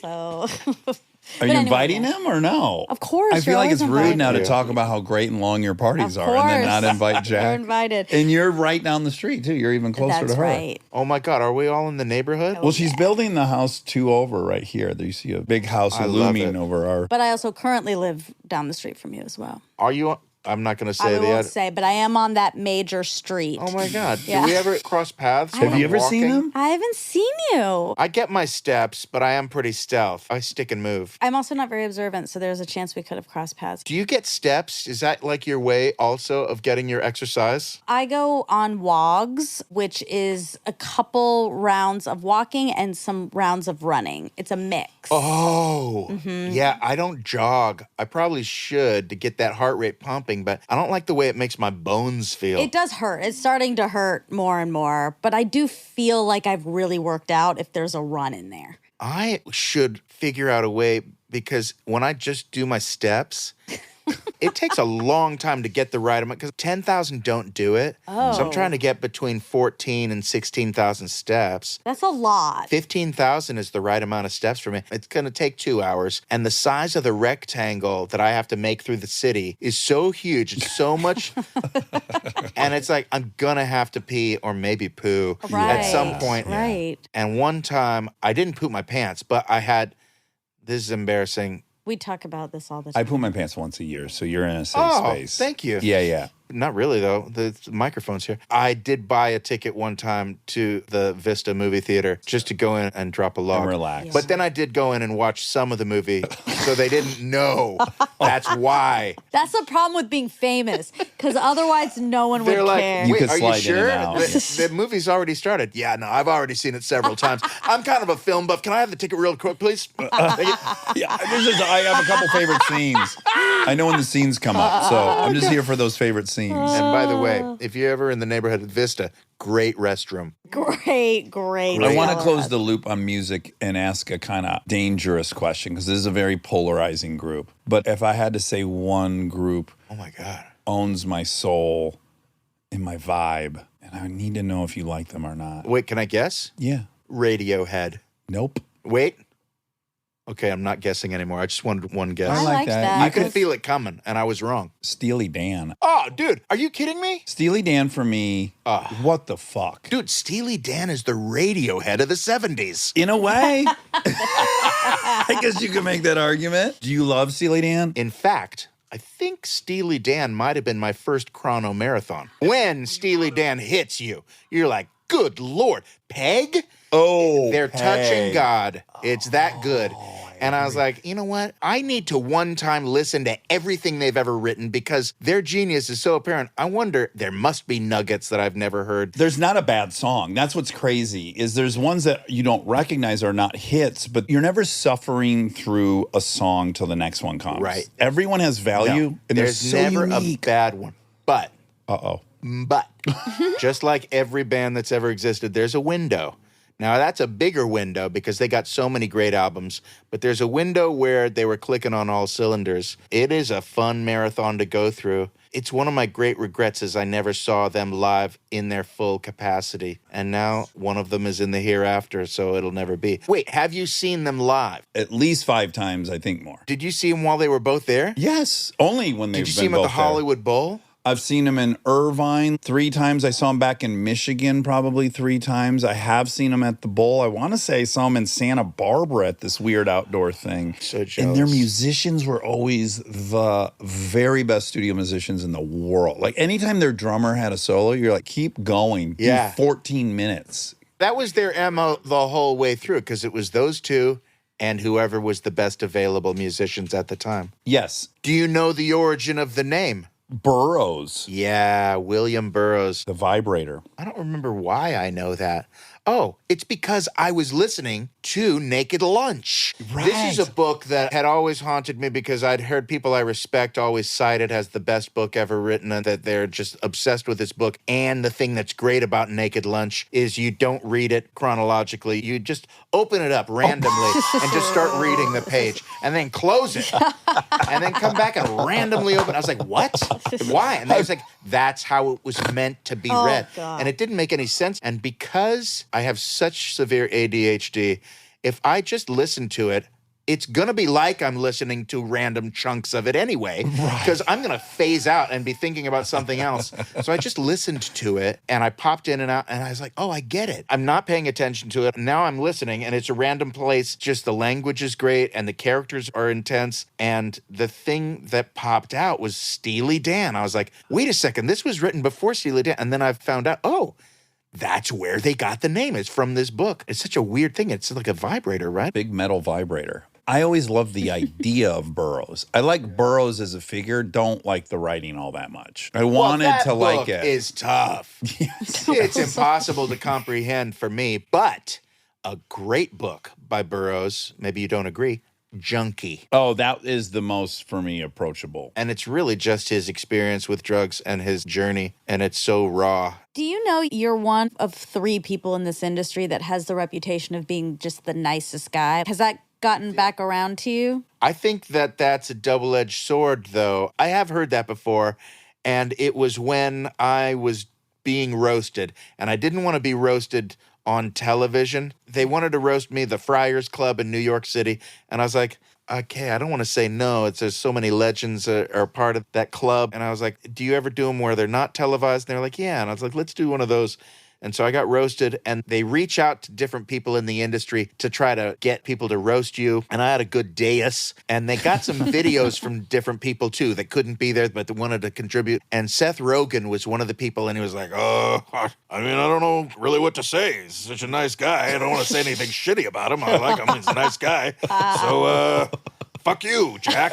Love you. And all right, bye. And it was sort of a non-thing. And I was like, oh, that's cool. He doesn't want to hurt my feelings because he likes me and he sees me as just a nice guy. But if you're just a nice guy, there's a barrier between you. That's a protective thing that I've set up, I think, so that no one hurts me. Yeah. And maybe I'm missing out on a couple things because of that. If you're brave enough to be an asshole sometimes and put yourself out in that other way. I know what you're saying because we just talked about, like, I'm interested in Burroughs. He was a horrific human being. He shot his girlfriend down in Mexico. Oh my Horrible. God. Yeah. I mean, he's a monster. I couldn't be more interested. I know. Right? There's something about the honesty of being horrible. Bukowski was my favorite writer all growing up. Like, Yeah. you know, I like that. Well, there's a lack of intimacy. I'm Yeah. too sensitive for a roast, Jack. I couldn't do it. I would be thinking about their jokes for like 2 years. Yeah.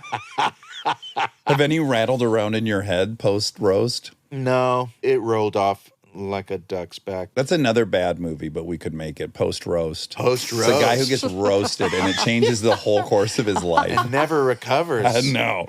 Okay, you've been here for so long. I really appreciate it. I do want to just point out, so here were the fun parallels. We had some cocaine use. I like that. We had UCLA, which is fun. Tim Robbins, I was in the other Jumanji, Zathura, Yes. with Tim Robbins. Oh my God, we're both in the universe. Chris Von Allsburg universe. We are both in Jumanjis that don't feature Robin Williams, the original Jumanji master. Yes. It's taken many of us to replace the one Robin Williams. I love your sci-fi Zathura. Did you see that? Yes. Oh, I watch it with wow. my boys who also love it. And that's why I always say that I'm in Jumanji 3 and 4. I appreciate that. Yeah. Yeah, because ours And, didn't do so hot. You know why? You guys didn't call it Jumanji Part 2. It's true. Yeah. I think Favreau would be the first to admit it to you. Why did he want to get away from that? Let's not even mention. It's Zathura. But listen, we did that in 2005 or 4. Yeah. You did it in 2019. Right. We were pretty close to it. Right. And that movie was done to perfection. It would Yeah. be like remaking Fletch and calling Totally. it, you know, it's dangerous. But you would have to call it Fletch too. You wouldn't call it. Well, there was a Fletch too. Flachustra. Yes. Well, one of the problems was the title. People were like, they couldn't pronounce it. And they're like, I want to see it, but I'm not going to step up to a ticket counter and fuck up this name of this movie and embarrass myself in front of my family. Yeah. But we have that. Yeah, you're the astronaut. I sure am. But this one really leapt off the page for me. This is really weird, I think. We have the exact same love trajectory. You and I were both in 9-year relationships that started in 1996. Wow. Mine was Bree. Still love her to death. She's a wonderful woman. You're 1 year ahead of me. But then I've been with Kristen for 17 years. You've been with your wife for Tanya. 18 years. Yeah. Tanya. That's a weird That is a parallel. weird thing. Laura Keitlinger was my girlfriend for a long time. 9 years. And I did want to ask you this, and I think I know the answer because the fact that you ended up with Tanya and you had met her in high school. When Bree and I broke up, my number one panic was I hated the notion that whoever met me next was going to meet me already as a guy in movies. Yes. Did you have that? Of course, I didn't trust anyone. Even beyond trust, it was like, I need you to know the guy that was the struggling piece of shit. That was hopeless. I need you to know where we started or you can't know me. I definitely had that. And do you think that's part of why the fact that Tanya's from high school? That is part of it, that we have deep roots. And I also just remembered in high school, before everything, we didn't date or really even talk. But I remember her and her sister, she's a triplet, and just loving the whole family. I just thought they had a real vibe. And that's a big, important thing in a Hollywood town and a Hollywood school where you feel like they're rooted in something real and not part of the industry, really. Even though their dad's a famous musician, it's not that kind of phony bullshit. Did all three go to Crossroads? They all three went to Crossroads. Are they all girls? Yep. They have an older brother, Josh Hayden, who's also a great musician. Are they Identical? identical? No.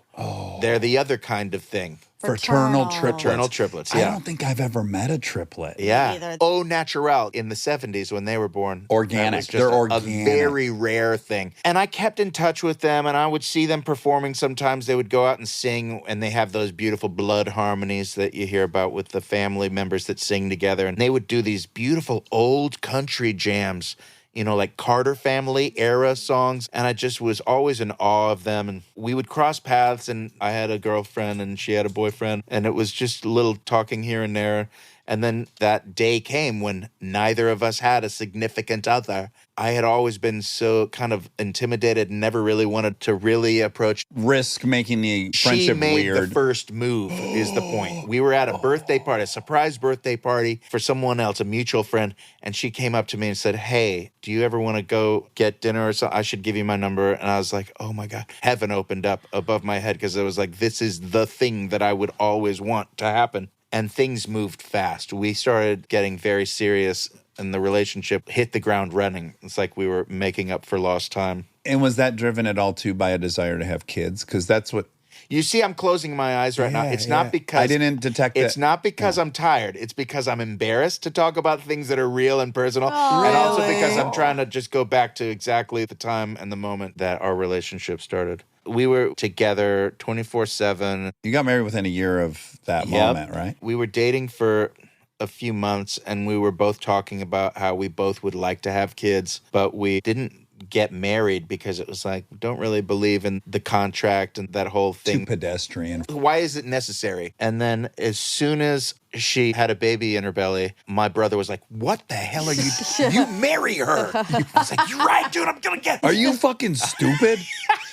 You're having a child with this woman. Marry I her. got on bended knee, and she laughed and said yes, and yeah. Oh, this is That's lovely. beautiful. And you have two masculine boys that you love. We have two They're boys. 16 and 18. Why do you have to say masculine? Not just Godfather. boys. I always think of the Godfather. May he be a masculine boy. Was that Luca Brasi. Oh, so it wasn't Marlon Brando that said that. Luca Brasi's talking to him. Oh, and yeah. he's, may they be blessed with children, and may it be a masculine boy. Oh, I forgot that part. Yeah, okay. Well, Jack, this has been delightful. And Pleasure was mine. I think my marching orders leaving this interview are, first of all, what a slam dunk on Steely Dan. That makes me feel so much safer around you. Have you done the marathon with Steely Dan? What a great idea. I've Yeah. never done that, and 1,000% that's my next. Because Yes. I'm a little in a rut right now. I was feeling it working out today. I'm like, listen to my shit. Yeah. I even made a station. In fact, because you were coming, I'm like, I'm going to listen to Zeppelin. Oh, that's a great marathon. That's the first band I was obsessed with. Yeah. Like, learned the musicians' names, got Yeah. all of the stuff. I That mean, was probably Zeppelin, my first marathon, actually. the best rock band ever, in my opinion. It makes me want to bust out my marathon list of all all the marathons. Yeah. I want to hear a couple more because Queen's a great idea. I think it's for another time. Okay. Next okay, time. wonderful. Well, that means you're coming back. Yes, we're wrapping up to be continued. Come back for Minecraft in 2025. Yes. Directed by Jared I Hess. love this plan. A re-teaming with you and Jared. Well, now we've got all the groundwork done. We'll hit the ground running on the next one. Yeah, we'll go into the future. This was kind of a walk through history, and It next really time we'll was. This was like some time with my muscle-bound therapist. Oh, You know what I mean? thank you. That's what I said when I first got here. I was like, this couch, I could lay down here, and it really would be therapy. All I would have to do is turn that microphone that way. We would love that, and maybe on the 2025 trip, we get you supine. Yes. Yes. Generally, when people return, we'll write so-and-so returns. But this time, I think we'll write Jack Black supine. Yes. That's a tasty title. All right, everybody, please check out Borderlands.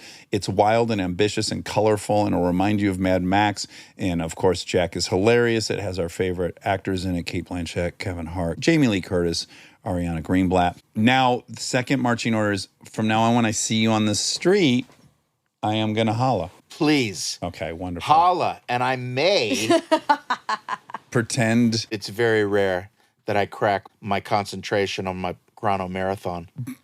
But Pink Floyd is a great one. Really good idea. Oh, my God. You know what would be a great one? Or I'm asking, have you had this same thing? Like, I had some revelation at some point. Fleetwood Mac was like a kick-ass rock band before they were the Fleetwood Mac I grew up with. Yeah. I can't sing, I ain't pretty, and my legs are thin. Oh, right? yeah. Don't ask me what I think of you. Isn't that early Fleetwood Mac? Is that Fleetwood Mac? If it's not that song, they had There's no way that's Fleetwood Mac. I'm going to go back and listen. I'm going to go find that. It's not. Can you sing it again? Don't ask me what I think of you. I might not give the answer that you want me to. That should be enough. Yeah, Oh Well by Fleetwood Mac. Wow. Can you hit us with 1 second That of is that? so not what I think Right? of. Oh, good. Yeah. So you haven't had that revelation. No. So I had that about 3 years ago. I was like, hold on a second. This is fucking Fleetwood Mac. They used to rock the shit out Yeah. of. And so that would be a great chronological one because God knows what else is on the album that great song Wait, comes is that off of. before Stevie Nicks and Before Stevie and Nicks. Lindsey Buckingham joined the band? 1969. Because I feel like they were a package deal. 69, That's the year of your before. birth. They already had a huge hit on their hands. Yes. But Rumors is the album. That's the when the window really That's an opened wide. impossibly perfect album. You and Kyle should play this song. This is a great one. This is nasty, Jack. This is dirty, nasty shit. This is good driving across the country music.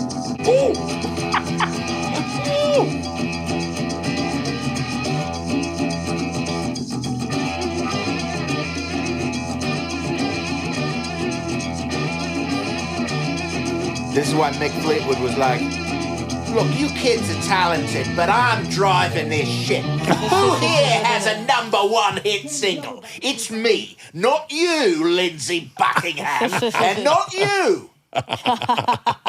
He was in full What control. lyrics? I but can't sing, I ain't pretty, and my legs are thin. That's the description of me. Who was singing? Who was that? That was the early David Lee Roth.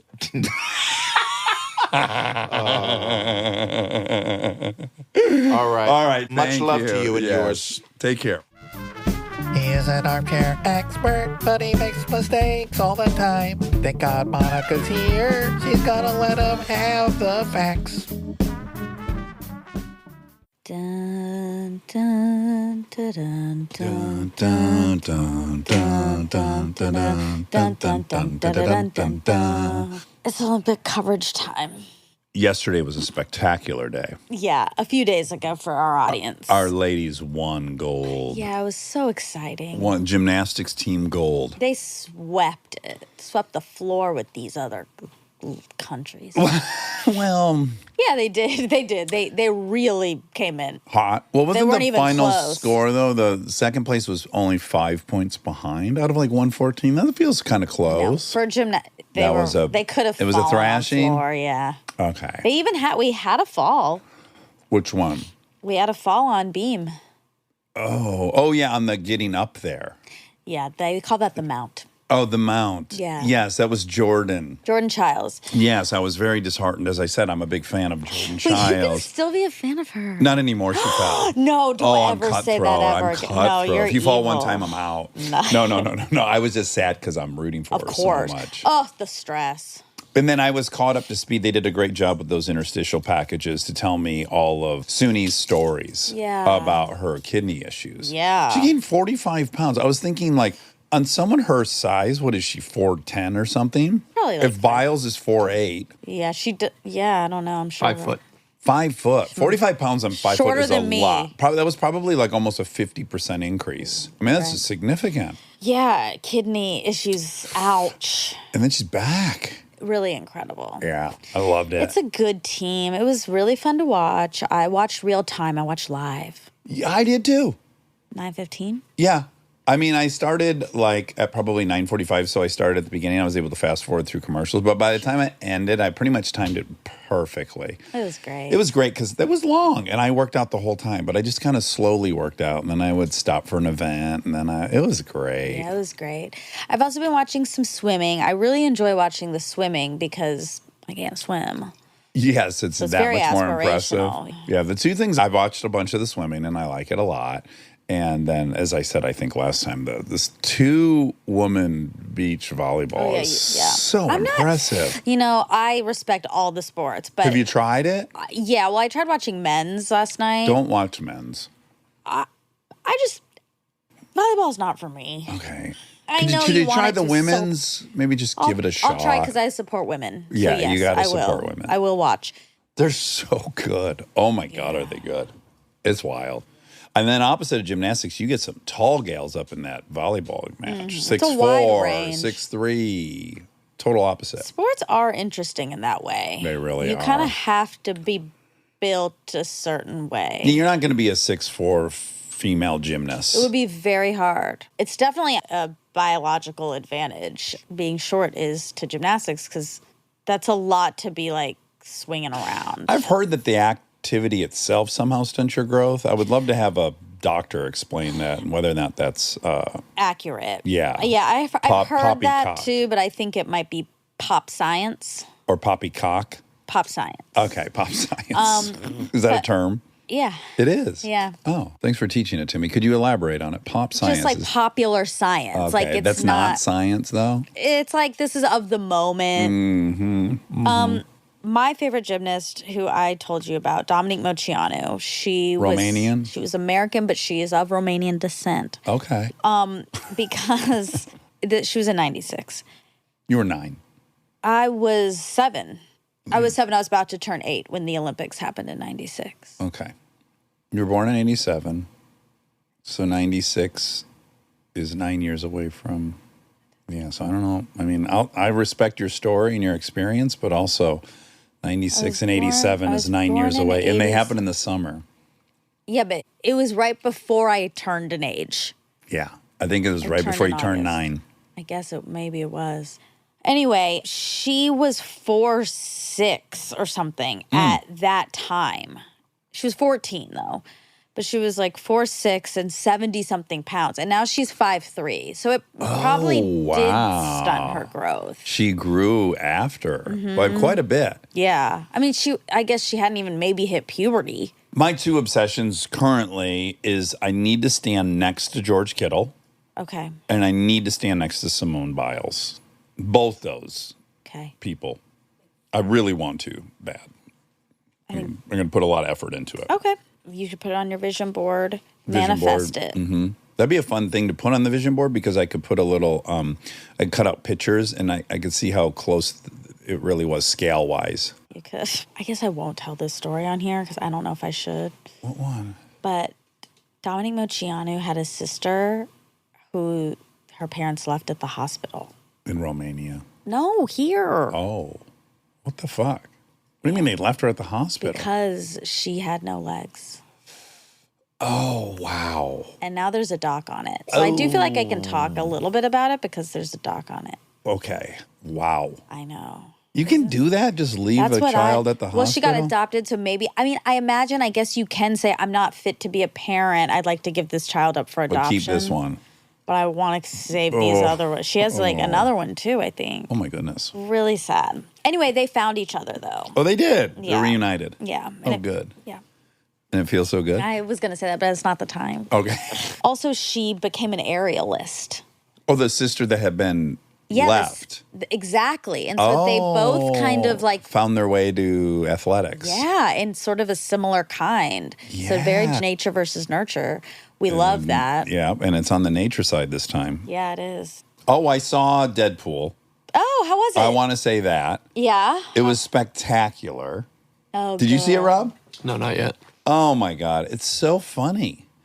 It's so funny. It's so meta. It's constantly making fun of itself and acknowledging that it is a Marvel movie. And yet the emotional parts work when they need to work. Yeah. And it's also making fun of itself the entire time.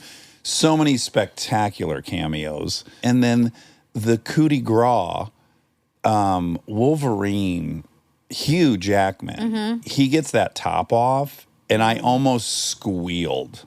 He looks so good. Oh my God. I do really want to see it. What a physique. And I like it's hairy, which Yeah. is kind of cool. Well, 'cause he's I know a- this is back-to-back fact checks. I talked about penises last time, and now I'm going to talk about Hugh Jackman's body for the next 7 to 9 minutes. I'm just kidding. I'll try to keep it under 25 Okay, seconds. great. But what a physique. Oh my God. And then there was flashbacks at the end, like all this footage of the beginning, the very first Wolverines and stuff. And all the X-Men. And Oh, that's fun. yeah, that's been going on for so long. Hugh Jackman was so young. You're right. You just kind of lock him into your mind of whatever he is currently. I do. And then looking back, I'm like, oh, he's way younger than me in there. I mean, he's young. That's cool to be still playing the same character for them. Yeah, that was one of the jokes in the movie. He's like, Disney's going to make you do this till you're 90. That's funny. Like right in the movie. Oh, so funny though. And I also didn't know Sean Levy directed it, which Yeah. you knew that. Great job, Sean Levy. Really, really well done. You've worked for Sean. Twice. Oh, twice. 3 times. He was on an episode of Punk'd. Oh. I was in Cheaper by the Dozen, my first time in a movie. Oh, that was his. That he directed. Oh my God, he gave you your first movie role. He did, yeah. Oh, that's really nice. Because we met on Punk'd through Ashton. He had already done with Ashton some big hit movie with Brittany Murphy. Just Oh, I married. love- Just Married. I- That was Sean Levy too. I know. I loved Just Married. Yeah, it's a goodie. Yeah, and that came out right when we did the pilot for Punk. So somehow I met him. He was in the and then and then This Is Where I Leave You. Yeah, that's the one I was referring to. Yeah. I didn't know about those others. That's cool.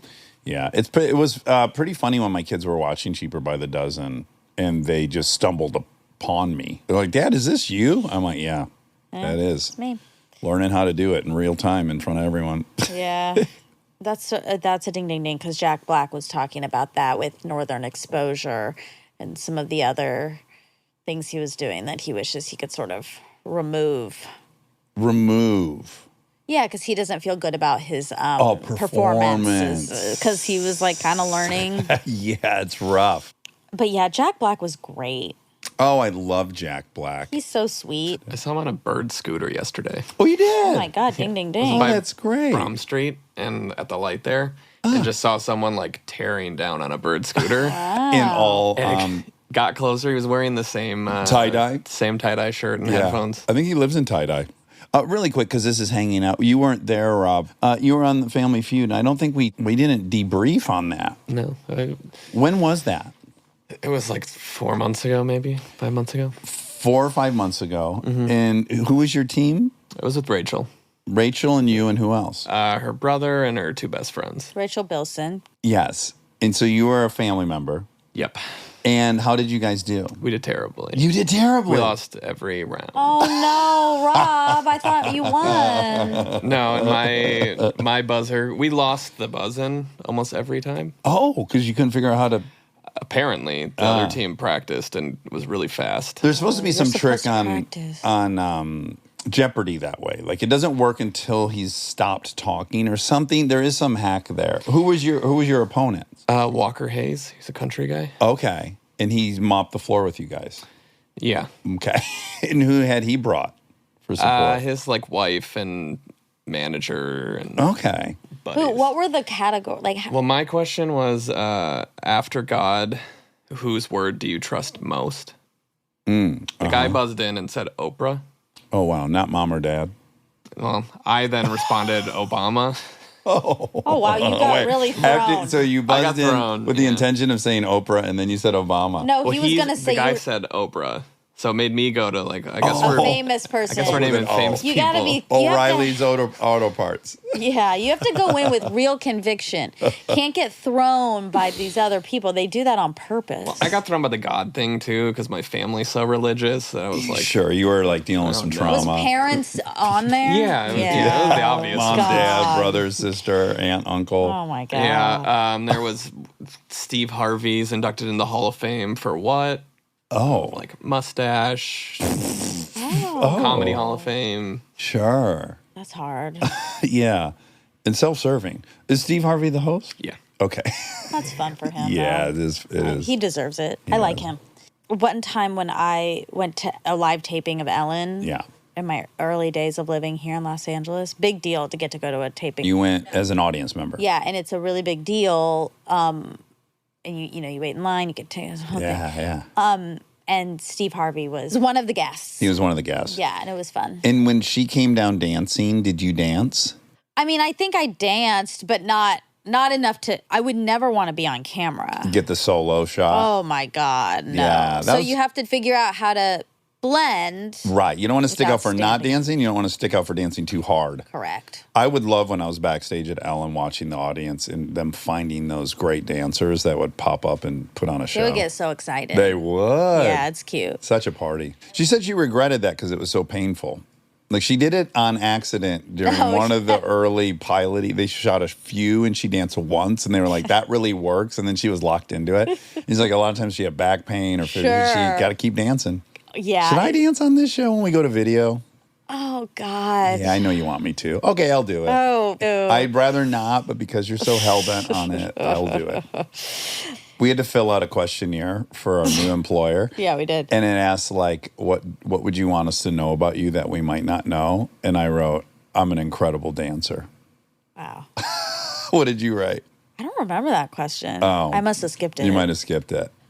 How many did you skip? I thought I did them all, but I don't think I did. But that must be because I think they know everything they need to know about me. Yeah. Yeah, we both had to fill out this questionnaire, and I was doing it, and I thought, oh my God, Dax is going to hate doing this. Uh-huh. And then you texted me that you had so much fun filling out the questionnaire. I was like, I don't want to fill out this questionnaire. And then I found that I was really having fun doing Yeah, it. it was a real role reversal. It was. Because I didn't enjoy it. You didn't enjoy it, and you love online surveys.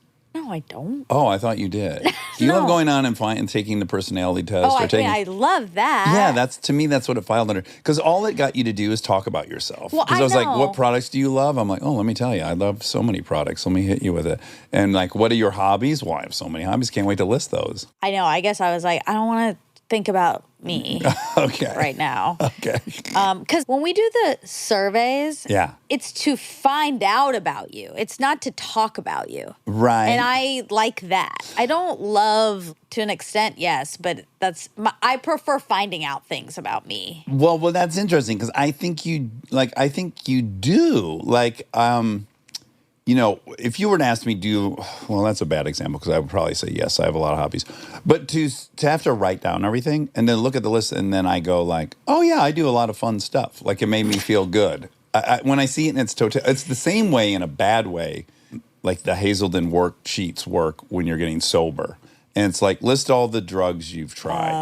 And you might think you've done a few drugs, but if you have to sit down and list it, I'll look at that list. I'm like, wow, that's Or like nuts. when at the doctor they ask you how many drinks Yes. per week. Yeah, and it's you like, kinda- oh, you already fuck. know that about yourself, but you actually learn it about yourself by seeing it in its totality and writing. Another one that gets scary when you're writing is there's a question that's, I forget it exactly, but it's like, what drugs have you used in combination? Oh.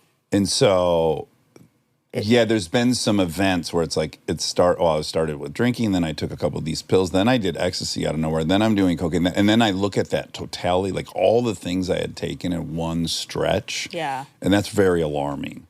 Like, oh, I did like 15 drugs that binge, you know. Yeah. Hazelton's a recovery place, right? It's a treatment center in Minnesota, and I think it has the best recovery rate. So, but does everyone in AA take that survey Well, they regardless? made a workbook that helps going through the steps. So a lot of sponsors will send that to you when you're trying to do your first step or your second step. It's a cool little worksheet. I see. Yeah, because the Big Book of Alcoholics Anonymous, which is the only official literature, well, there's some other stuff, but when they're explaining how to do the steps, there's not a ton of detail on how to exactly do that. So these people have like put into action and they're great.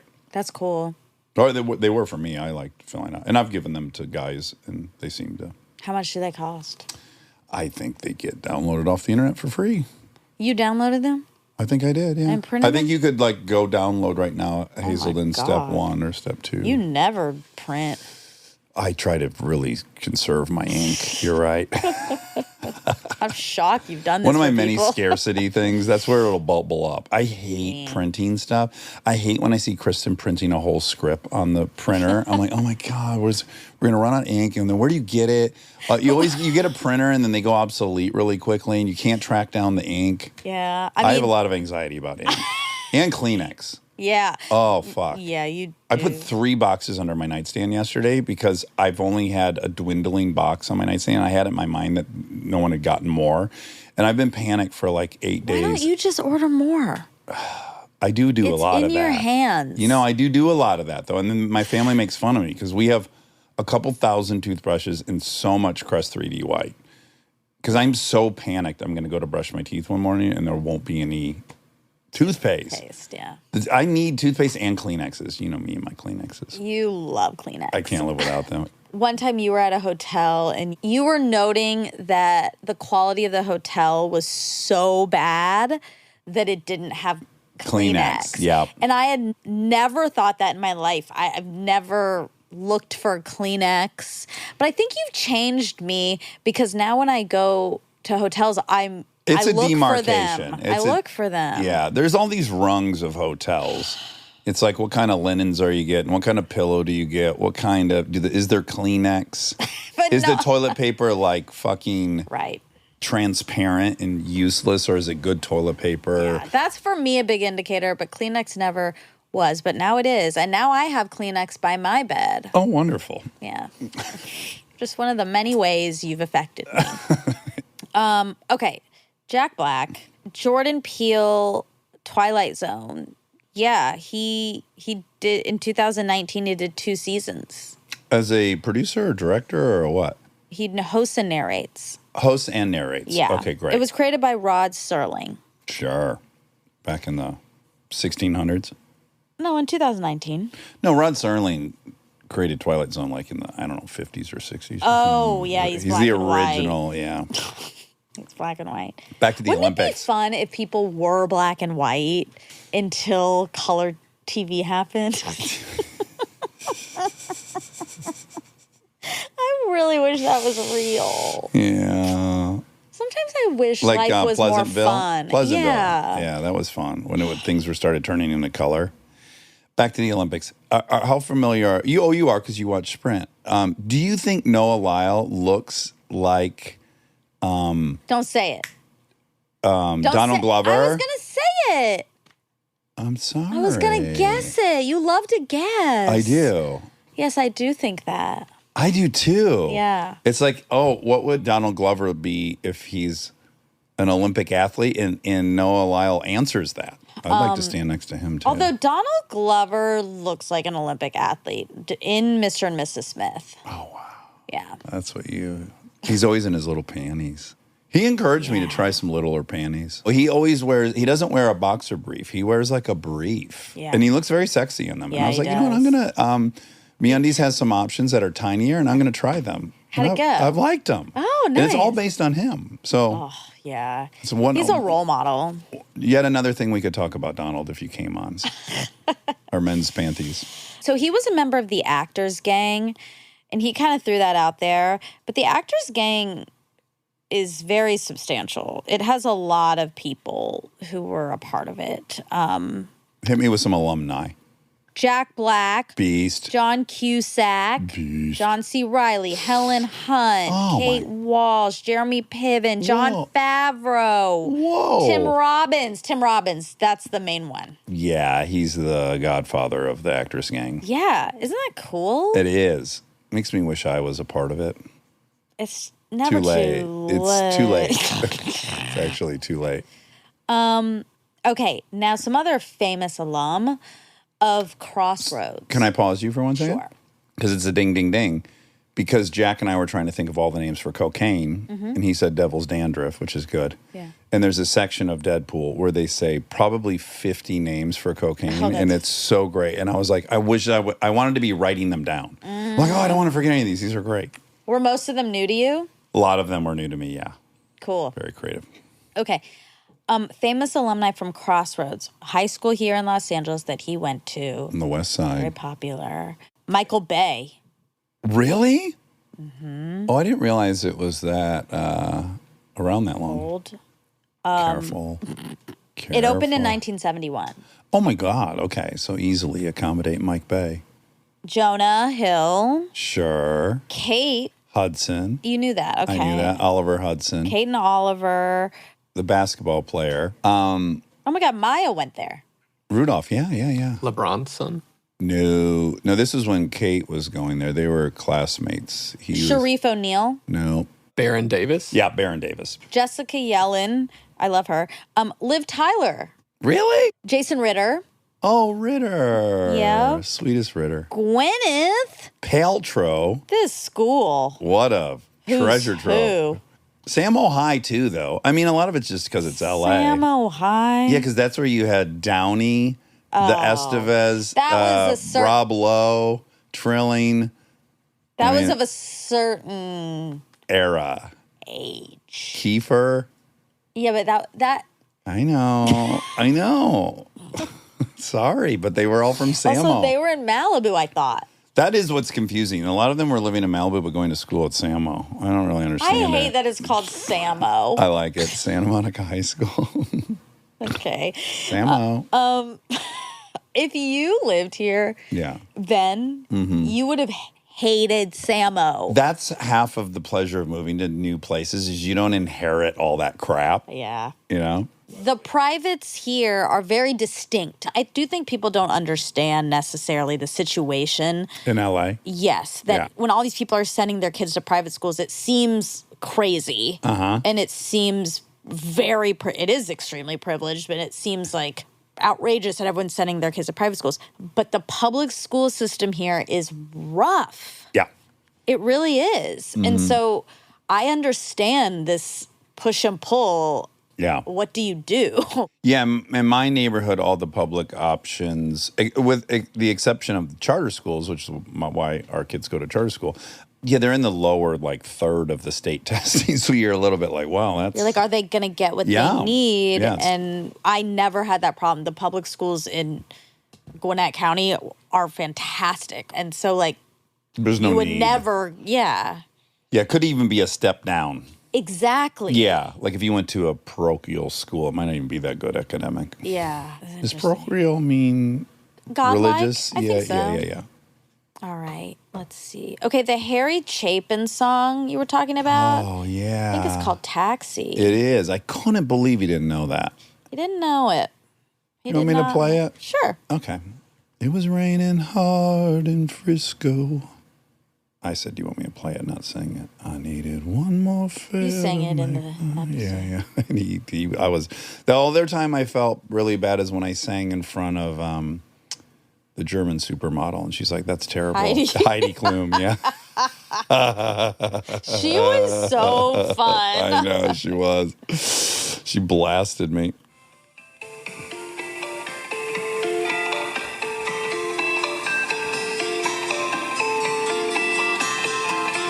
It was raining hard in Frisco. I needed one more fare to make my night. A lady up ahead waved to flag me down. She got in at the light. Oh, where you going to, my lady blue? It's a shame you ruined your gown in the rain. She just looked out the window. She said 16 Parkside Lane.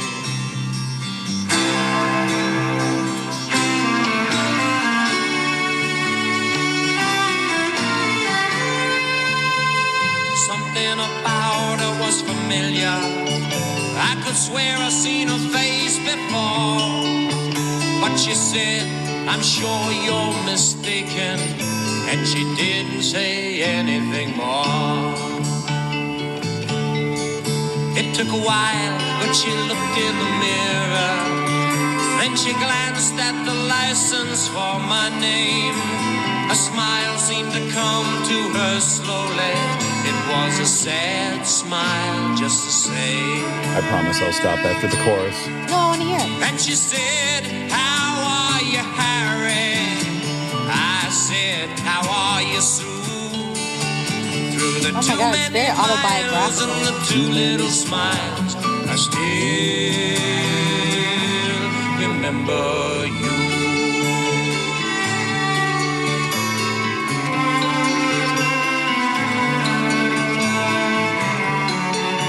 I gotta get to the damn.